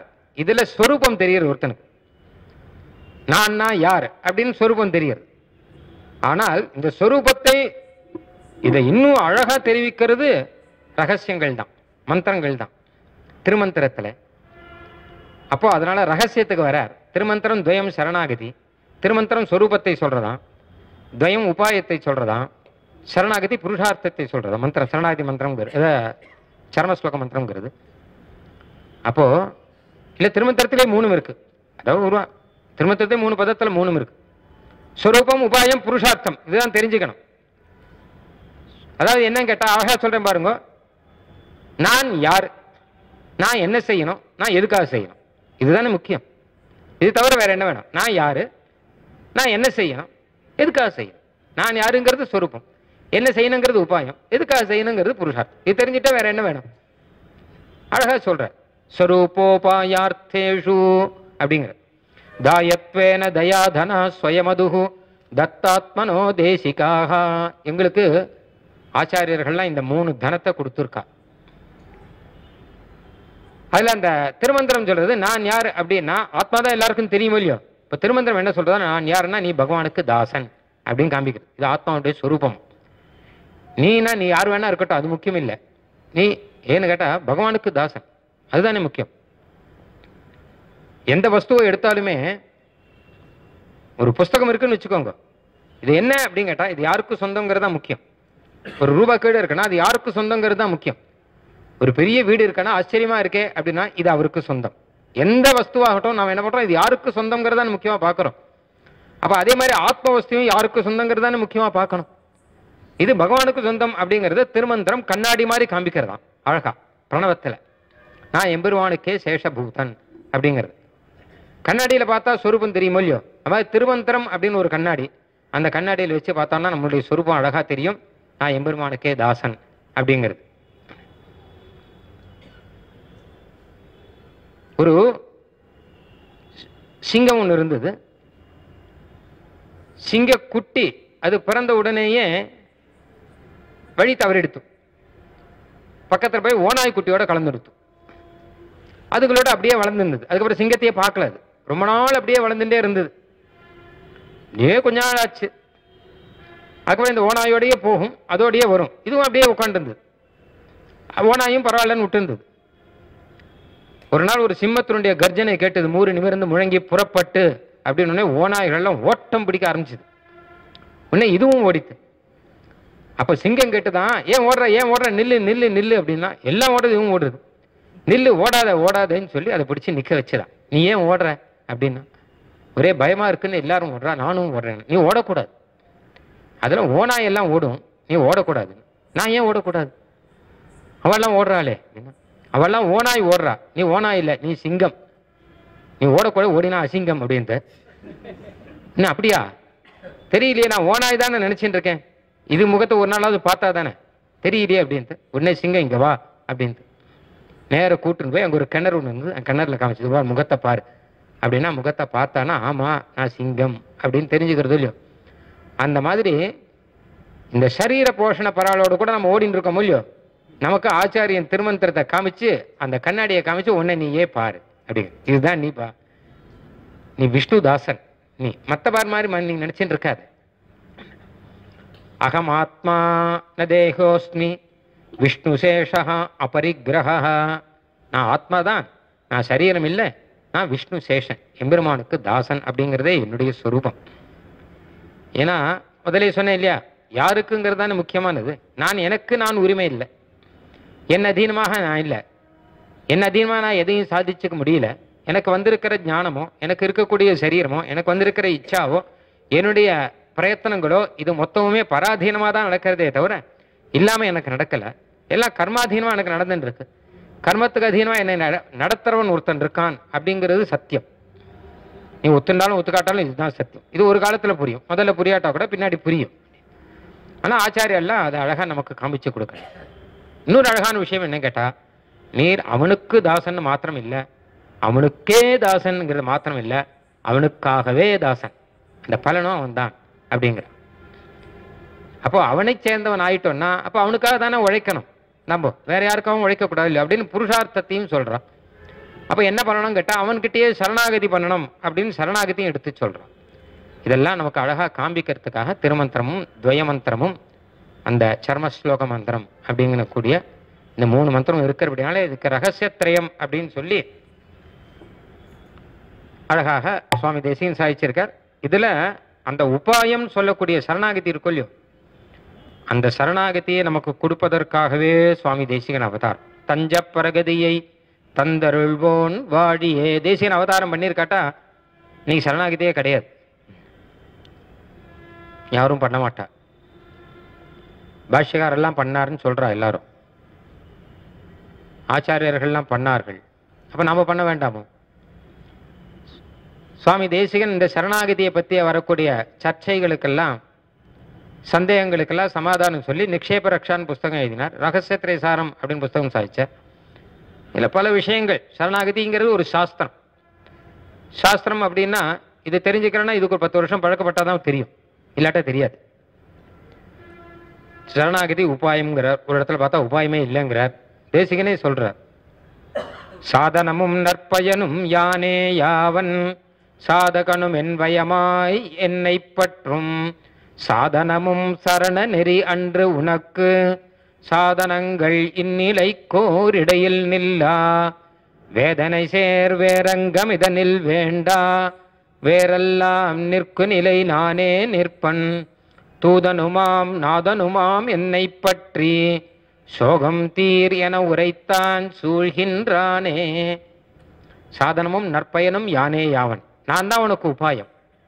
சாதனமும் சரண நெறி அன்று உனக்கு, உனக்கு சரணாகதி உபாயம் இல்லை அப்படின்னா சரணாகதி பண்ண வேண்டாமான்னா சரணாகதி பண்ணணும், ஆனால் அது உபாயம் இல்லை. ஏன்னா பலனை யார் கொடுக்குறாரோ அவர் தானே உபாயம். பலனை பகவான் தானே கொடுக்குறார். சரணாகதியா பலனை கொடுக்கறது நமக்கு இல்லையே, பகவான் தான் பலனை கொடுக்கறபடினால அவர் தான் பிரதானமான உபாயம். சரணாகதிங்கிறது அத்தனை பிரதானம் இல்லை, அப்பிரதானம், வியாஜம் அப்படிங்கிறதுனால ஒரு சாக்கு, பலனை கொடுக்கறதுக்கு ஒரு சாக்கு. என்ன காரணம்னா எத்தனையோ காரணம் இருக்கு இதை விளக்கிறதுக்கு. ஒன்று சொல்றார், சாதகம் என் வயமாய் என்னை பற்றும். ஒரு அழகான காரணம் சொல்றார் பாருங்க. பகவான் கிட்ட போய் நீ ஆத்மாவை சமர்ப்பிக்கிறியோ இல்லையோ, இந்த சமர்ப்பிக்கும்படியாக உனக்கு எப்படி சமர்ப்பிக்க முடிஞ்சது அப்படின்னு கேள்வி. பெருமாள் கிட்ட வாழைப்பழம் சமர்ப்பிக்கிறோம், 4 வாழைப்பழம் எடுத்துட்டு போய் பெருமாள் கிட்ட அடியேன் வாழைப்பழம் சமர்ப்பிக்கிறேன் அப்படின்னு சமர்ப்பிக்கிறோம் வச்சுக்கோங்க. இந்த வாழைப்பழம் நீ சிருஷ்டிச்சதான்னு கேட்குற பெருமாள். நீ சிருஷ்டிச்சதா சமர்ப்பிக்கிறே இல்லை, இல்லை இல்லை அடியேன் சிருஷ்டிக்கல, தேவர் தான் சிருஷ்டிச்சது. அப்போ நான் சிருஷ்டிச்சதே என்கிட்ட கொடுக்குறியா? நீ இது என்ன வேடிக்கையா இருக்கு? பெருமாள் வாழைப்பழத்தை நம்ம சிருஷ்டிக்கலையே, நான் சிருஷ்டிச்சதே நீ என்கிட்ட கொடுக்குறியா? இன்னமும் ஏற்பாடு பண்ணிருக்கா, அது சரி இருக்கட்டும், நீ என்கிட்ட கொடுக்குறியோ இல்லையோ, நிவேதனம் பண்றியோ இல்லையோ. இப்போ நிவேதனம் பண்ணிச்ச எப்படி நிவேதனம் பண்ற அப்படின்னா, அப்படியே என் கையினால் இப்படி காமிக்கிறேன் அப்படின்னா, அந்த கை நீ சிருஷ்டிச்சதா அப்படின்னா, இல்லை கை நான் சிருஷ்டிச்சது இல்லை. வாயினால மந்திரம் சொல்றேன்னா அந்த வாய் நீ சிருஷ்டிச்சதா? இல்லை நான் சிருஷ்டிக்கல. அந்த மந்திரம் நீ சிருஷ்டிச்சதா? நான் இல்லை நான் சிருஷ்டிக்கல. உனக்கு ஒரு ஞானம் இருக்கோ இல்லையோ, அந்த ஞான சக்தி நீயாக சம்பாதிச்சதா அப்படின்னா, இல்லை நானா சம்பாதிக்கல, எனக்கு கொடுத்துருக்காருன்னா, இது என்ன வேடிக்கையா இருக்கு? பகவானே கொடுத்த ஞான சக்தியை வச்சுண்டு, பகவானே கொடுத்த இந்திரியங்களை வச்சுண்டு, பகவானே படைச்ச வாழைப்பழத்தை எடுத்து அந்த பகவானுக்கே சமர்ப்பிச்சுட்டு கடைசியில் நான் சமர்ப்பிச்சேன்னா எந்த விதத்தில் நியாயம் இது? இதில் நீங்கிறது எந்த இடத்துல இருக்கு? ஒன்று விதத்துலையும் இல்லையே. எங்கே பார்த்தாலும் பகவான் தான் இருக்கான். அதே மாதிரியாக இந்த ஆத்மாவை பகவானுக்கு சமர்ப்பிக்கிறோம்னா அந்த ஞானத்தை கொடுத்ததும் பகவான் தான், அந்த சமர்ப்பணம் பண்ணி வைக்கிறதும் பகவான் தான். இல்லாதான் பண்ணி கூட வைக்க முடியாது. கிரியா ஒன்று நடக்கிறது இல்லையோ, அதுவும் நடக்காது. வாழைப்பழத்தை சமர்ப்பிக்கிற கிரியையும் நடக்காது, ஞானமும் நடக்காது, ஒன்றும் நடக்காது. ஏன்னா எல்லா பலத்துக்கு ஞானம், இந்த ஞானத்தை கொடுக்கறதே பகவான் தானே. அப்போ சுவாமி தேசிகன் சொன்னார், சரணாகதினா எப்படி சொல்லணும் தெரியுமோ இல்லையோ? சுவாமின் ஸ்வசேஷம் ஸ்வவசம் ஸ்வபரத்வேன நிர்பரம் ஸ்வதத்த ஸ்வதியா ஸ்வார்த்தம் ஸ்வஸ்மின் யஸ்ஸி மாம் ஸ்வயம். எம்பெருமானவன் என்ன பண்றான்னா, ஸ்வசேஷம் தனக்கு சேஷமான, ஸ்வவசம் தனக்கு வசமான, ஸ்வபரத்வேன தனக்கு பொறுப்பாக இருக்கக்கூடிய நிர்பரமான என்னை, நிர்பரனை என்னைங்கிறதே கிடையாதுங்க. ஸ்வதத்த தானே கொடுத்த, ஸ்வதியா தன்னை பற்றிய புத்தியால், ஸ்வார்த்தம் தனக்காக வேண்டி, ஸ்வஸ்மின் தன்னிடத்தில், நியஸ்ஸி அர்ப்பணம் செய்து கொள்கிறார், ஸ்வயம் தானாகவே. இதில் அகங்கிறதே கிடையாது. உண்மையில் அகங்கிறதே வர முடியாது. அகங்கிறதும் மமங்கிறதும் அதை போல ஏமாத்தல் கிடையாது. ஆனால் நமக்கு அதை தவிர வேற கிடையாது. இது 2 தான் இருக்கு. 1ஆம் நம்பர் ஏமாத்தல். ஏன்னா அகம்னா அகங்கிறதால பகவான் இல்லாமல் வெறும் அகங்கிறது ஒன்றும் செய்ய முடியாது. மம அப்படிங்கிறது அடியோடு ஒன்றுமே கிடையாது. ஏன்னா நமக்குன்னு எதுவும் கிடையாது, எல்லாம் பகவான் கொடுத்தது. அப்போ இப்படி சுவாமி அழகா சரணாகதியுடைய பிரகாரம் இது. சுவாமி சுசேஷம் சோசம்ங்கிறது அகமே இல்லாமல் வருது பாருங்க. வாழைப்பழம் சமர்ப்பிக்கிறதுலேருந்து மொத்த வரைக்கும் இதுதான் விஷயம். அதனால சாதகனும் என் வயமாய் என்னை பற்றும். நீ சரணாகதி பண்றது கூட எனக்கு வசம்தான். நான் தான் கூறத்தாழ்வான் அழகா சாதிக்கிறார். சரணம்னு சொல்லிட்டார் வரதராஜ பெருமாள் கிட்ட. அதுக்கப்புறம் பெருமாள் கிட்ட சொல்றார், வரதா தவகலு பிரசாதா திருதே சரணமிதி வச்சோபிமே நோதியாத். உன் அனுகிரகம் இல்லைன்னா என் வாக்கில் சரணங்கிறது கூட வராது. அது வந்ததுக்கே நீதான் காரணம். சரணம் சொல்றேன் அதுக்கே நீதான் காரணம். அதனால் நீ தான் சரணாகதி பண்ணி வைக்க, நான் பண்ணல. உண்மையில அஜாமிளன் உபாக்கியானம் ரொம்ப பிரசித்தம். அஜாமிளன் ஒருத்தன் மகா பாபிஷ்டனா இருந்தான். கடைசி காலத்துல நாராயண நாமத்தை சொன்னான். கடைசி காலத்துல கடைசி வார்த்தையாக நாராயண நாமத்தை தன் பையனுக்காக சொன்னான். உடனே விஷ்ணு தூதர்கள்லாம் வந்தா, யம தூதர்களை விளக்கினான், அஜாமிலனுக்கு ஞானத்தை கொடுத்தா. அதுக்கப்புறம் அவன் காட்டில் போனான், தபஸ் பண்ணான், மோட்சத்துக்கு போனான் அப்படின்னு பாகவத சரித்திரம் ஆச்சரியமா இருக்கு. அஜாமிலன் சொல்றான், நாராயண நாமத்தை அஜாமிலன் சொன்ன ஒரு க்ஷணத்துல அப்படி ஒரு சிரேஸ் அவனுக்கு தெரியுமோ இல்லையோ. யமதூதர்கள்லாம் உடனே யமன் கிட்ட போய் சொன்னா, யமனும் ரொம்ப சந்தோஷப்பட்டான். அவன் அப்பா அஜாமிலன் பழிச்சு போயிட்டானா, யமனுக்கு ரொம்ப சந்தோஷம். நம்ம கிட்ட இருந்து ஒருத்தன் பழிச்சு போயிட்டானே அப்படின்னு ஒரு சந்தோஷம். கை கூப்புறாராம் யமன். யாருக்கு? அஜாமிலனுக்கு. இப்படியாக ஆச்சரியமா இருக்கு. ஒரு நாராயண நாமத்தை சொன்னதுக்கு இத்தனை பிரபாவமா பகவான் இப்படிலாம் அனுகிரகம் பண்றான். நான் அஜாமிலன் என்ன சொல்றான் தெரியுமோ இல்லையோ, நாராயண நாமத்தை சொன்னதுனாலே வந்த அனுகிரகம் இல்லை இது. அவனுடைய அனுகிரகம் இல்லாட்டா நாராயண நாமமே என் வாயில வர. அனுகிரகம் முன்னாடி வந்து இதனால வந்த அனுகிரகம் இல்லை. நாராயண நாமம் எப்படி வந்தது? கொச்ச நாராயண நாம நிர்மலம் இங்க இருக்கு. கொச்சாகம் கிதவ பாபஹா, மகா பாபிஷ்டனான என் வாயில மகா சுபமான மங்களமான நாராயண நாமம் எப்படி வந்தது? யார் வாயில வருது? எல்லாருக்கும் வாயில வந்துடுறது அது. அப்போ நாராயண நாமத்தை சொன்னதே பகவான் அனுகிரகம், முன்னாடியே அனுகிரகம் பண்ணிட்டான் பகவான், என்ன சொல்ல வச்சுட்டான். அது மாதிரி சரணாகதி பண்ண வைக்கிறான் பகவான். நீர் சரணாகதி பண்ணிட்டு நான் பண்ணிட்டேன்னு சொல்ல முடியாது இல்லையா. சரணாகதி அவசியம் பண்ணணும், ஆனால் நான் பண்ணலை அப்படின்னு சொல்லணும். சரணாகதி அவசியம் உபாயம்தான், ஆனால் அது உபாயம் அல்ல. ஏன் உபாயம் இல்லைன்னா அடுத்து சொல்ற பாருங்க, சாதனமும் சரண நெறி அன்று உனக்கு. சரணாகதி உனக்கு உபாயம் இல்லை. பலனை கொடுக்குறோம் யாரு? பகவான் தானே. கர்மயோகம் பண்ணால், ஞான யோகம் பண்ணால், பக்தி யோகம் பண்ணால் என்ன பலனை கொடுக்குறானோ அந்த பலனை பகவான் கருணையினால இவனுக்கு கொடுக்குறான்னா அது எப்படி சாதனம் சொல்ல முடியும்? பிச்சைக்காரன் பிச்சை எடுத்து வாங்கி நான் சாதிச்சுட்டேன்னு சொல்ல முடியுமா? அவ கருணையினாலே கொடுத்தது தானே. ஒரு ஊர்ல ஒரு பெரியவர் இருந்தார், பெரிய ஜமீன்தார். யார் வந்து கேட்டாலுமே நிறைய பணம் கொடுப்பார். என் பொண்ணுக்கு கல்யாணம் பண்றேன்னு சொன்னா போறோம், அந்த கல்யாணம் பூர்த்தியா நடத்தி வைப்பார். முக்கூர் ஐஷிங்கன் மாதிரி லட்சக்கணக்கில் கொடுப்பார். கல்யாணத்தை அழகா நடத்தி வைப்பார். மகா உதார புருஷர். அப்படியே இருந்துட்டு அந்த ஊருக்கு ஒருத்தன் வந்தான் வெளியிலேருந்து, கொஞ்சம் தரித்திரனா இருக்கான். என் பொண்ணுக்கு கல்யாணம் பண்றது என்ன பண்றதுன்னு தெரியல, அப்படி ஊரா போய் நான் சம்பாதிச்சுட்டு இருக்கேன். இந்த ஊருக்கும் வந்தேன், நான் ஒரு ஆமா போய் கேட்க போறேன்னா அந்த ஊர்ல ஒருத்தர் சொன்னார், நீ ஏன் இவ்வளோ விளையாடின்னு இருக்க, எங்க ஊர்ல ஒரு பெரிய ஒருத்தர் இருக்க, நீ அவர்கிட்ட போய் கேட்டியானா அவர் மொத்தத்தையே நடத்தி வச்சிருவார் அப்படின்னா. உடனே அவர்கிட்ட போய் கல்யாண பத்திரிகை கொடுத்து என் பொண்ணுக்கு கல்யாணம் பண்ணியிருக்கேன், ஒன்றும் இல்லை அப்படின்னா. அப்படி பார்த்தார் அவர், என்ன பாவம். சரி அப்படின்னு சொல்லிட்டு அதுக்கான ஏற்பாடெல்லாம் பண்ணு, நான் உனக்கு திருமங்கல்யத்துக்கு ஏற்பாடு பண்ணிடுறேன், கல்யாணத்துக்கு நீ இந்த இடத்துல வந்து வச்சுக்கோ, நானே கல்யாணத்துக்கு நேரையே வரேன், வந்து நடத்தி கொடுக்குறேன், நீ எதை பற்றியும் கவலைப்படாத, நீ இனிமேல் எங்கேயும் போய் கேட்க வேண்டாம், இன்னொருத்தர் காலில் போய் விழ வேண்டாம், மொத்தத்தையும் நானே பண்ணுறேன் அப்படின்னு சொல்லிட்டு மொத்தத்தையும் பண்ணேன். கல்யாணம் ஆச்சரியமாக நடந்தது. கல்யாணம் நடந்து முடிஞ்ச உடனே அவன் வந்து தன்யவாதம் சமர்ப்பிக்கணும் இல்லையா, நடந்தது அப்படின்னு சொல்லிட்டு. இப்போ பக்கத்தில் இருக்கும் அந்த ஊருக்காரால சொன்னா, கல்யாணத்தை அழகாக நடத்தி வச்சார் இல்லையா, அவர்னால தானே மொத்தமும் நடந்தது, அதனால அவர்கிட்ட போய் உம்மால தான் கல்யாணமே நடந்தது அப்படின்னா சொல்லுன்னா. இவன் சொன்னா, அது எப்படி அவரால் தான் நடந்துன்னு சொன்ன, நான் கேட்கவே தானே அவர் கொடுத்தார், அப்போ என்னால் தான் நடந்தது அப்படின்னா. அந்த மாதிரி தான் நான் சரணாகதி பண்ணி பெருமாள் கொடுத்தாருங்கிறது இதுதான். எப்படிப்பட்ட மோட்சம் அது! நித்தியசூரிகள் இருக்கக்கூடிய இடம், ஆயிரக்கணக்கு வருஷமா இருந்து தபஸ் பண்றோம் எல்லாம் போக வேண்டிய இடம். அடி எனக்கு ஒண்ணும் இல்லையேன்னு கீழே யார் விழுறானோ அவனுக்கு பிச்சை போடுற மாதிரி சரி பொழைச்சு போன்னு சரணாகதியை கொடுத்தான்னா நான் சரணாகதி பண்ணிட்டேன் அதனால பகவான் மோட்சம் கொடுத்தான்னா, இது 1ஆம் நம்பர் அஜ்ஞானம். அதனால சரணாகதி உபாயம் இல்லை. ஆனா பெருமாள் என்ன பண்றாருன்னா, ஒரு வியவஸ்தை வேணும் இல்லையோ, அதுக்காக இது ஒரு சாக்கா வச்சுட்டு பைசா கொடுக்குறார்.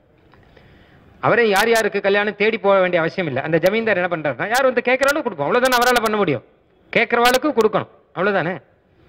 அதனால பெருமாளே என்ன பண்றாருன்னா, இவனுக்கு கொடுத்தேன் அவனுக்கு கொடுக்கல அப்படின்னா அப்போ வந்து வைஷமியம் வந்துடும், பக்ஷபாதம் வந்துடும். பெருமாளுக்கோ பக்ஷபாதம் கிடையவே கிடையாது. அதனால யார் வந்து கேட்டா போறோம், கேட்க ஆரம்பிச்சா போறோம், நீ பெருசா ஒன்றும் பண்ண வேண்டாம். பெருசா அதான் நிர்ஹேதுக கிருபா அப்படிங்கிற. முகுந்த கருணாம் வந்தே முக்தேஷு அதிக வத்சலாம் சுவாமி தேசிகனுடைய ஸ்லோகம். ஸ்வரூப பிரசரோ யஸ்யாஹ நிர்ஹேதுக சஹேதுகௌ அப்படி. எம்பெருமானுடைய கருணை நிர்ஹேதுகம். நீ சரணாகதி பண்ணபடினாலும் அந்த கருணை வராது அப்படின்னு கிடையாது. எத்தனை பேர்கிட்ட கையை காலை பிடிச்சி 1க்கு 10 தரம் காலில் விழுந்து விழுந்து விழுந்து திருப்பி போய் பார்த்து பார்த்து பார்த்து கருணை உண்டாக்க வேண்டியிருக்கு. இது அப்படி கிடையாது. கருணை கொட்டி கிடக்கிற இடம், அதை நம்ம வாங்கிக்காம தடுத்துன்னு இருக்கோம், அதை எடுத்தா போறோம். அதுதான் சரணாகதி. அடியேன் அடியேன் அடியேன் நான் பார்த்துக்கிறேன் பார்த்துக்கிறேன் அப்படின்னா அது வராது. அடியனுக்கு வேற கதி இல்லை அப்படின்னா, பத்தி முதலாமவற்றில் பதி எனக்கு கூடாமல் எத்திசையும் உழன்று ஓடி இழைத்து விழும் காகம் போல் முத்திதர நகரேழில் முக்கியமாம் கச்சிதன்னில் அத்திகிரி அருளாளருக்கு அடைக்கலம் நான் புகுந்தேனே. அடைக்கலை பத்தி தெரியுமா கேட்பாளாம் அந்த காலத்துல. அடைக்கலை பத்தி தெரிஞ்சிருந்தாதான் என்ன பண்ணலாம், கல்யாணமே பண்ணுவோம். அடைக்கலை பத்தி தெரிஞ்சு, மாட்டு பொண்ணுக்கு அடைக்கலை பத்தி தெரிஞ்சாதான், இல்லாட்டா மாமி உள்ள தொடக்கூடாண்டாலாம். நீ அடைக்கலை பத்தி தெரிஞ்சுக்கோ, அப்புறம் உள்ள தொடலாம். என்ன அப்படின்னு கேட்டா, முதல்ல 10 பாத்திரம்லாம் தெரிஞ்சுக்கணும் இல்லையோ, அந்த 10ல முக்கியமானது இந்த அடைக்கலை 10.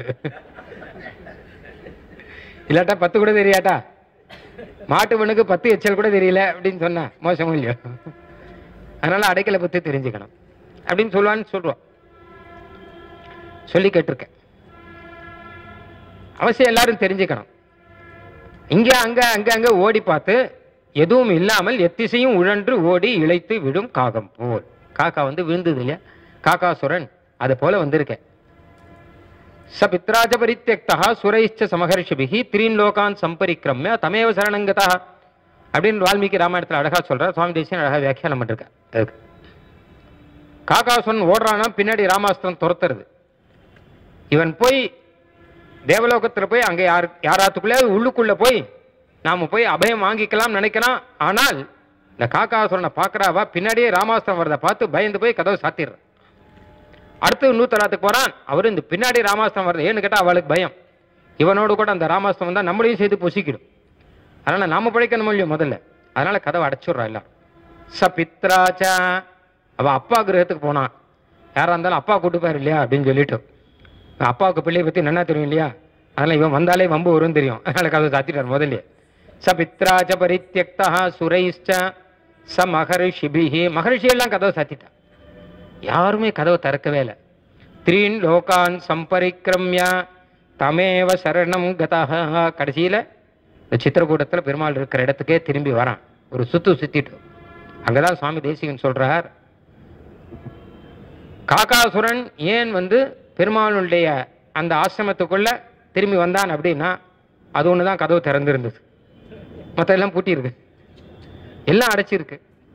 இவன் என்னன்னு தெரியல, பெருமாள் இருக்க இடம் தெரியாது, இப்படி வந்துட்டே இருந்தா எல்லாம் சாத்திருக்க. எங்க திறந்துதான் அங்க உள்ளுக்குள்ள போனா பார்த்தா பெருமாளுடைய ஆசிரமம். அது உள்ள போய் ஏன் சரணாகதி பண்ண, சரணாகதி பண்ணல, எத்திசையும் உழன்று ஓடி இழைத்து விடுங்க. அங்க போனா இத்தனை நாய் சுத்திட்டு வந்தபடினால நேர இழைச்சு பொத்துன்னு விழுந்துட்டான் கீழே. பிராட்டி தான் பார்த்து இவன் சரணாகதி பண்ணான் அப்படின்னு சேர்த்து வைக்கிறான். அந்த குழந்தைய அம்மா சேர்த்து வைக்கிறான், குழந்தைய அம்மா சேர்த்து வைக்கிறவன் சரணாகதி பண்றான் பாருங்க.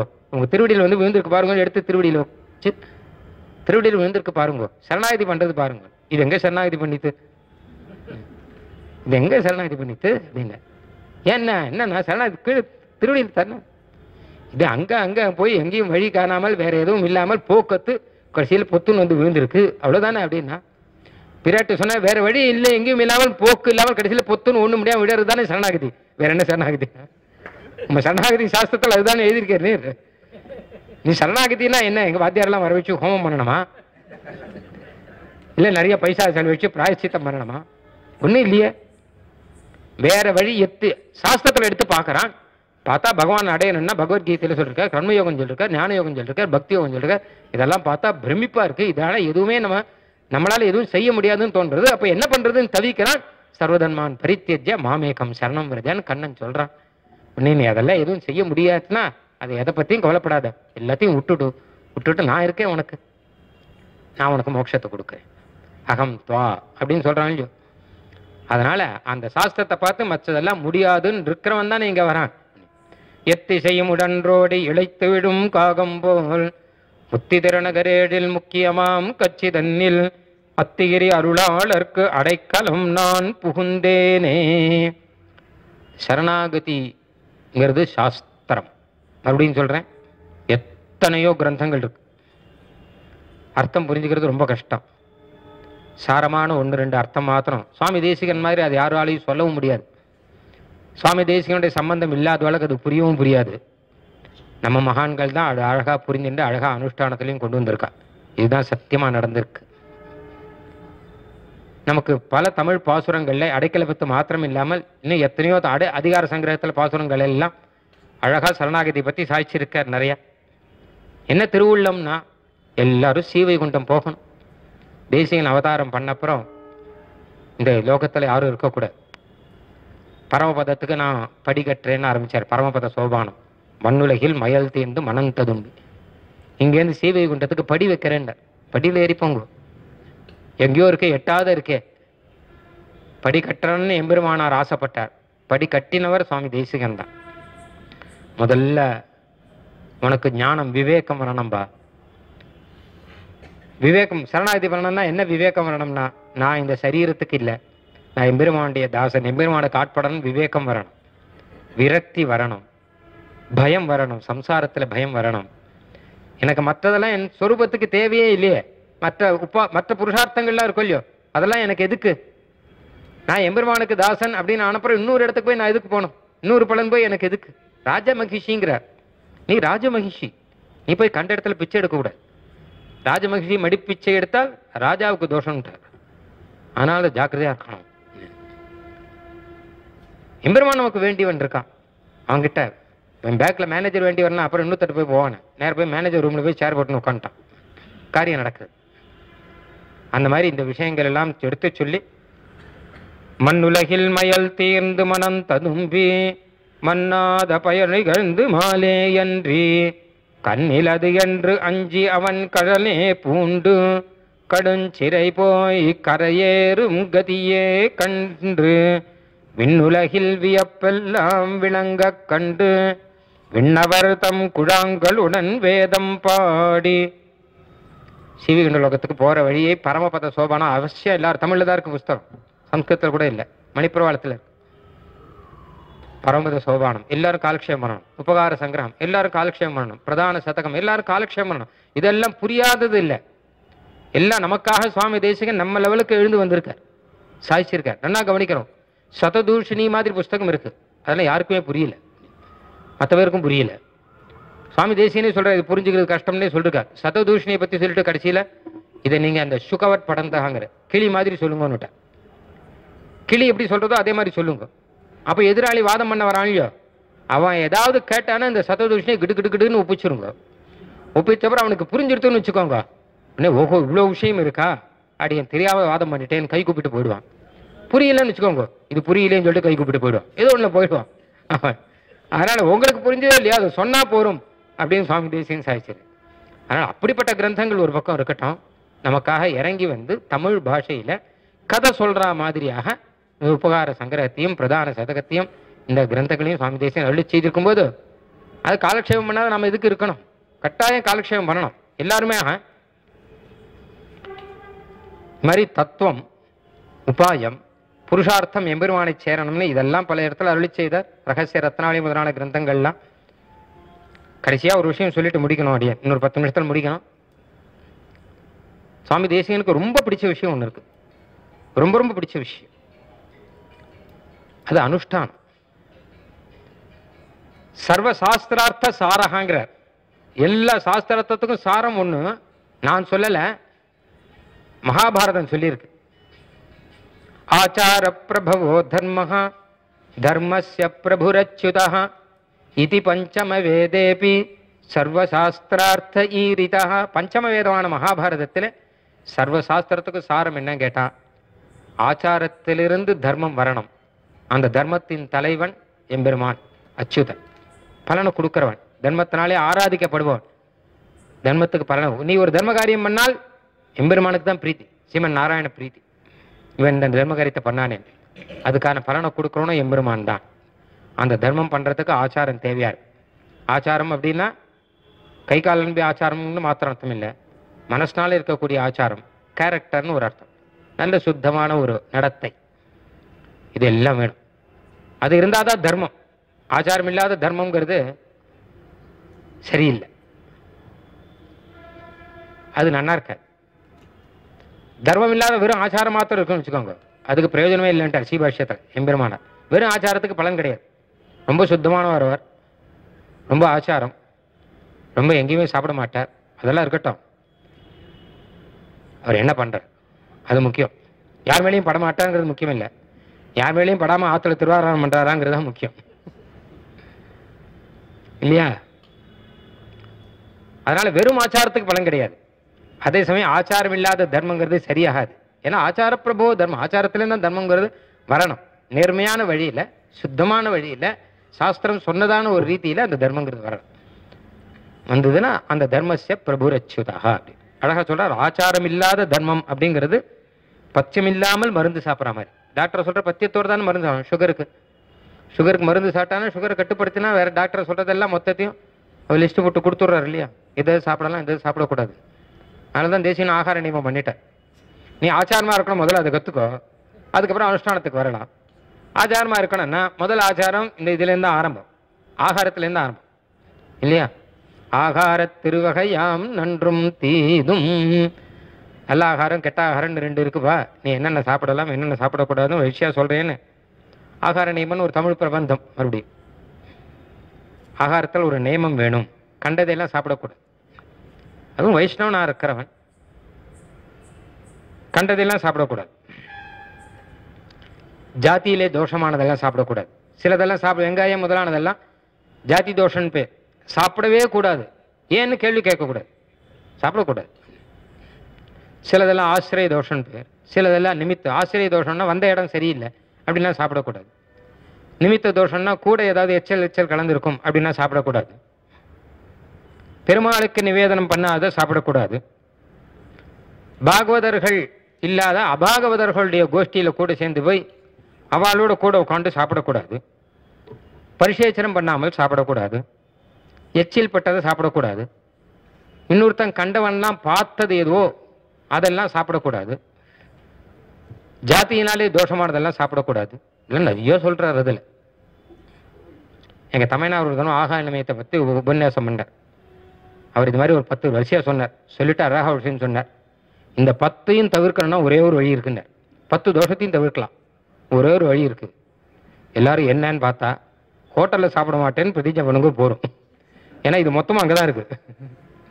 எம்பெருமானுக்கு நிவேதனம் பண்ணாதது, எச்சிலானது, கண்டவேர் பார்த்து சாப்பிட்றது, பாகவத கோஷ்டி இல்லாமல் அபாகவதர்களோடு சாப்பிட்றது, மொத்தமாக அங்கே இருக்கு. எல்லாமே எதுவுமே பகவான் தான் நமக்கு கொடுக்குறான்னு சொல்லும்போது பகவத்கீதையில கண்ணன் சொல்றான், நான் கொடுக்குற ஆகாரத்தை நீ எனக்கு சமர்ப்பிக்காமல் சாட்டையானால் துரோகம் பண்றேன். தேவ துரோகம் இது.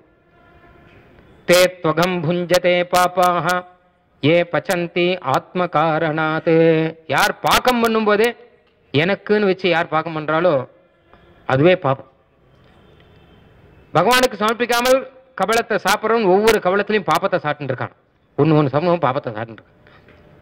எம்பெருமான் தானே அழகாக ஒரு ஏற்பாடு பண்ணி மழையை பெய்ய வச்சு, பயிர் அங்கேருந்து பயிர் வர வச்சு, நெல் வர வச்சு, நெல்லேருந்து அரிசி வர வச்சு, அரிசியை பக்குவமாகி நமக்கு கொண்டு வர வச்சு, அதை சாப்பிட்றதுக்கு நமக்கு வாயை கொடுத்து, கையில் எடுத்து போட்டுக்கிறதுக்கு கையை கொடுத்து, நல்ல வேலை இல்லாட்டா வாயால் தானே எல்லாம் சாப்பிட்றது. அப்படிலாம் இல்லாமல் கையெல்லாம் அழகாக எடுத்து கொடுத்து இந்த கை நாளை சாப்பிடணும்னு ஏற்பாடு பண்ணி வச்சு, உள்ளுக்குள்ளே டைஜஷனுக்கான ஏற்பாடெல்லாம் பண்ணி இத்தனை பண்ணியிருக்கான் பகவான். அகம் வைஸ்வானரோ பூத்வா பிராணி நாம் தேகம். நான் தான் உள்ளே இருந்து டைஜஸ்ட் பண்ண வைக்கிறேங்கிறான் பகவான். இல்லாத ஆகாதான். அப்படி இத்தனை ஏற்பாடு பண்ணி வச்சிருக்காரு. பகவானை மறந்துட்டு சாப்பிடலாமா? என்ன பண்ண போறோம்? திருப்பி திருப்பி நாம சிருஷ்டிக்கு மறுபடியும் தான். நாம அரிசியை சிருஷ்டிக்க போறது இல்லை. நாம பக்குவம் பண்றதுக்கு ஒரு ஏற்பாடு பண்ணுவோம். இல்லாத எதுவும் நடக்க போறது, நம்ம ஒன்றும் பண்ண போறது இல்லை. பகவான் கொடுத்த கை கால்களை வச்சு நமக்கு நமக்கு அப்படின்னு எதை சமர்ப்பிக்கிறோமோ, நமக்குன்னு எதை வச்சுருக்கோமோ அதை தான் உண்மையில பகவானுக்கு சமர்ப்பிக்கிறோம். நாம பகவானுக்கு ஒன்றும் பெருசா சமர்ப்பிக்கலையே. உனக்கு மீறி ஒன்றும் கொடுக்க போறது இல்லை. அதுதான் பகவான் ஏத்துக்கிறேன். அதையாவது கொடுத்துறேன். பிரியங்கு பிரியபக்ஷனாய நமகான். திருவேங்கடமுடையானுக்கு திருநாமம். பிரியங்குன்னா தினமாவு. தினமாவு ரொம்ப பிடிக்கும். எப்படிப்பட்ட பகவான், எப்படிப்பட்ட தலிகை பகவானுக்கு கிடைக்கிற. எத்தனை நெய் தலிகையெல்லாம் பார்த்தோன்னா அப்படியே 27 28 பாத்திரம் 30 பாத்திரத்தில் அண்டாவா நெய் மூட நெய் பெய்து முழங்கை வெளிவாராங்கிற மாதிரி நெய்யோட சமர்ப்பிக்கிற பகவானுடைய திருநாமம் என்னன்னு கேட்டா லட்டு பிரியகான் திருநாமம் இல்லை, பிரியங்கு பிரியகான் திருநாமம். தினமாவு பிடிக்கும். என்ன காரணம் அப்படின்னா, இவர்கள் சமர்ப்பிக்கிறது இருக்கட்டும், அந்த திருமலையில காட்டில் இருக்கக்கூடிய குறவர்கள்லாம் அந்த தினமாவை எடுத்து இது வெங்கடாஜலபதிக்கு அப்படின்னு சமர்ப்பணம் பண்ணிட்டு சாப்பிட்றாளாம். அது அவனுக்கு பிடிச்சிருக்கு. அதனால தான் புரட்டாதி சனிக்கிழமை மாவு வைக்கிற எல்லாரும் திருவேங்கடமுடையானுக்கு. அவனுக்கு அதுதான் பிடிக்கும். அதனால இதுதான் நீ சாப்பிட்றது எதையோ அது எப்படியோ ஒன்றும் கேட்கல. நீ சாப்பிட்றதுன்னு ஒன்று வச்சுட்டு கேள்வியோ அதுவே பகவானுக்கு சேஷமாக இருந்தால் அது விசேஷம். அது இல்லாமல் இருந்தால் நீ ஏமாத்துற, நீ பாப்பத்தை சாப்பிட்ற. எத்தனை தரம் பகவான் இறங்கி வந்திருக்கு. அதனால அப்படிப்பட்ட சுத்தமான ஆகாரம் இருக்கணும். இதுதான் ஆச்சாரத்துல முதல். அந்த ஆச்சாரத்துல இந்த ஆகாரம் நன்னா இருக்குன்னு வச்சுக்கோங்க, அதுக்கப்புறம் தானா எல்லாம் வந்துடும். ஆச்சார பிரபவோ என்ன தர்மம் வந்துடும். மற்ற தர்மம் இதில் தானே இருக்கு. ஆகாரம் நல்ல ஆகாரம் பெருமாளுக்கு நிவேதனம் பண்ணாமல் சாப்பிடக்கூடாது. அப்படியே பெருமாளுக்கு நிவேதனம் பண்ண, ஆமா பெருமாளுக்கு நிவேதனம் பண்ணணும்னா ஆராதனை பண்ணணும். அப்படியே ஆராதனை பண்ணணுமா அப்படின்னா, ஆமா ஆராதனை பண்ணணும்னா மாத்தியானியம் பண்ணணும். மாத்தியானியம் பண்ணணுமான்னா ஆமா சந்தியாவம் மட்டும் மாத்தியானியம் பண்ணணும். சந்தியாவனம் பண்ணணுமா அப்படின்னா ஆமா காலங்காத்தால சூரியத்தை எழுந்துக்கணும். அதை ஆரம்பிது அதுலேருந்து ஆரம்பிக்கணும். எல்லாம் ஆச்சார பிரபவோ தர்ம தர்ம. அதான் சுவாமி தேசியன் ஆன்மீகம் சாய்ச்சார். வைணவ தினசரி, ஸ்ரீ வைஷ்ணவ தினசரி அப்படின்னு ஒரு பிரபந்தம் தமிழ்ல இருக்கு. மறுபடியும் தமிழ்ல இருக்கு, சம்ஸ்கிருத்திலையும் இருக்கு. சம்ஸ்கிருத்தில் ஸ்ரீ பாஞ்சாராத்திர ரக்ஷா அப்படிங்கிற கிரந்தத்தில் இருக்கு. எல்லாத்திலையும் சொல்ற. தமிழ்லையும் ஒரு அழகான சுவாமிக்கே இருக்கக்கூடிய ஒரு மெட்டு ஒன்று. காலங்காத்தால எப்படி எழுந்துக்கணுங்கிறதுலேருந்து ஆரம்பிச்சு ராத்திரி சயனத்துக்கு நாம போற வரைக்கும் என்னென்ன பண்ணணுங்கிறத சொல்லக்கூடிய அற்புதமான ஒரு பிரபந்தம். காத்தால முதல்ல எழுந்த உடனே என்ன பண்ணணும்? எழுந்த உடனேயே முதல்ல தூக்கம் முழிச்ச உடனேயே முதல்ல செய்ய வேண்டிய காரியம் என்ன அப்படின்னு கேள்வி. அழகா சாதிக்கிற பாருங்க. வருவதொரு உறவென வளரில வரசன மறுவுனல் மகனென வனமத கரியன வரியிருளரு வழி மனம் வரும் உணர்வொடு கரிகிரி மருவிய கரியவனடியினை பறிவொடு பரவுனல் அடியவர் பழவுரை ஹரி ஹரி ஹரி ஹரி ஹரி ஹரி ஹரியே ஹரி ஹரி ஹரி ஹரி ஹரி ஹரி ஹரி 7 தடவை சொல்லணும். இதான் முதல்ல. பல்லு தேய்க்க வேண்டாம்.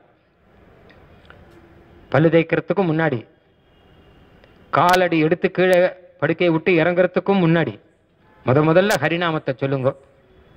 மெல்ல எழுந்து ஹரி என்ற பேரறவன் ஆண்டாள் அழகா சொல்ற. எழுந்துக்கும் போது மெல்ல எழுந்துக்கோங்க. ஹரிநாமத்தை சொல்லும்போது உறக்க சொல்லுங்க. சில பேர் எழுந்து கட்சி வேலையாக எழுந்துப்பான், அடிச்சு பிடிச்சுன்னு எழுந்துட்டு அப்புறம் ஹரி ஹரின்னு மெதுவாக சொல்லாது. நீ சொல்ற ஹரிநாமம் கேட்டு பக்கத்தில் 4 பேர் எழுந்துக்கணும். ஹரி ஹரி ஹரி ஹரி ஹரி ஹரின் ஹரி துச்சைன்னு ஒரு பாகவதர் உறக்க சொல்லுங்க. ஹரி ஹரி ஹரி ஹரி ஹரின்னு 7 வாட்டி ஒரு உறக்க சொன்னா பக்கத்தில் மாயப்படுத்தா என்ன காலங்காத்தால இருந்து ஹரி ஹரி ஹரி ஹரின்னு வேண்டி இருக்கு அப்படின்னா பெருமாள் சொன்னார். இவர் 7 வாட்டி சொல்லிட்டு அவர் 4 வாட்டி சொல்லிட்டாங்க. அவர் கணக்கில் வந்துருத்தது. அதான் ஹரிநாமத்தினுடைய பிரபாவம். அப்போ முதல்ல ஹரிநாமத்தை சொல்றதுலேருந்து ஆரம்பம். ஏன் அப்படின்னு கேட்டானா, வரியிருளரு வழி மனம் வரும் உணர்வோடு. ஒரு இருட்டு இருக்கு, இருட்டு போய் காத்தால சூரியோதயம் வருதுன்னா எத்தனை அழகான விஷயம் இல்லையா? நமக்கு இருட்டே இருந்தா என்ன அர்த்தம்? லோகத்துல சூரியனே இல்லாமல் இருட்டே இருந்தா எப்படி இருக்கும்? எப்படிப்பட்ட ஒரு ஏற்பாடு நமக்கு கிடைச்சிருக்கு. சூரியனே இருந்தாலும் கஷ்டம். ஒரு இருட்டுன்னு ஒண்ணு வந்து இருட்டு போய் அந்த சூரிய வெளிச்சம் வந்தா அதை போல ஒரு உத்தமமான சமயம் இருக்க முடியுமா? அதே அப்ப சொல்றார், அதே மாதிரி தான் உள்ளுக்குள்ள ஞானத்தை மறைச்சு வச்சு இருட்டுன்னு ஒண்ணு இருக்கு, அதுதான் தூக்கம். அது முடிஞ்சு அந்த விழிக்கிறோங்கிறது இருக்கும் இல்லையோ, அது வெளிச்சம். இதுக்கு சமம் எதுவுமே கிடையாது, அந்த சமயத்துக்கு சமம் எதுவுமே கிடையாது. அப்போ இருட்டை போக்கி எனக்கு வெளிச்சத்தை கொடுத்துருக்கான், அஜ்ஞானத்தை போக்கி தூக்கத்தை போக்கி எனக்கு ஞானத்தை பகவான் கொடுத்துருக்கான். அந்த பகவான் தான் என்னை வழி நடத்துகிறான் அப்படிங்கிறது தான் ஹரிங்கிறதுக்கு அர்த்தம். ஹரினா ஹரதி, வழி நடத்தின்னு போறான் அப்படின்னு இருக்கும். ஹரதி தேவான், தேவர்களையும் மனுஷர்களையும் வழி நடத்தின்னு போறான். ஹரதி பாப்பானி, பாபங்களை எல்லாம் அபகரிச்சுன்றான். பல அர்த்தம் இருக்கு அதுக்கு. அப்போ வரி இருள் அழுவழி மனம் வரும் உணர்வோடு, இருட்டு போய் வெளிச்சம் வரைச்ச, அஜ்ஞான இருட்டு போய் ஞானம் வரைச்ச பகவத் ஸ்மரணத்தோட வரணும்னு ஆரம்பிக்கிறார். இதுல இப்படியாக ஆரம்பிச்சு கார்த்தாலேருந்து ஆரம்பிச்சு சாயங்காலம் வரைக்கும் பெரிய கஷ்டம் இல்லை. காலங்கார்த்தால எழுந்து நம்ம ஹரிநாமத்தை சொல்லி எழுந்துண்டு ஸ்நானாதிகளை எல்லாம் பண்ணி சந்தியாவந்தனத்தை எல்லாம் பண்ணி முதல்ல என்ன கேட்டா எம்பெருமான் போய் சென்று அடையணும். ஆராதனை பண்றது இருக்கட்டும், முதல்ல அவன்கிட்ட போகிறதுக்கு ஒரு யோகியதை வேணும் இல்லையோ. அப்போ சுத்தமா போகணும் இல்லையோ. அப்போ மனசெல்லாம் சுத்தமா இருக்கணும், சரீரமும் சுத்தமா இருக்கணும். தூயோமாய் வந்து நாம் தூமலர் தூவி தொழுதுங்கிறார் ஆண்டாள். நம்ம சுத்தமா வரணும் இல்லையோ, அதுதான் முதல்ல அபிகமனம் அப்படின்னு பெயர். ரெண்டாவது என்ன கேட்டா பெருமாளுடைய திருவாராதனத்துக்கு வேண்டியதெல்லாம் சேர்த்து வச்சுக்கணும். புஷ்பங்களை சேர்க்கணும், சந்தனத்தை சேர்க்கணும், தலிகையெல்லாம் பண்ணி வைக்கிறதுக்கு அதுக்கான ஏற்பாடெல்லாம் மொத்தத்தையும் பண்ணிக்கணும். தெளிச்சு கோலம் போட்டு விளக்கேற்றி அந்த மாதிரி காரியங்கள்லாம் பண்ணிக்கணும்.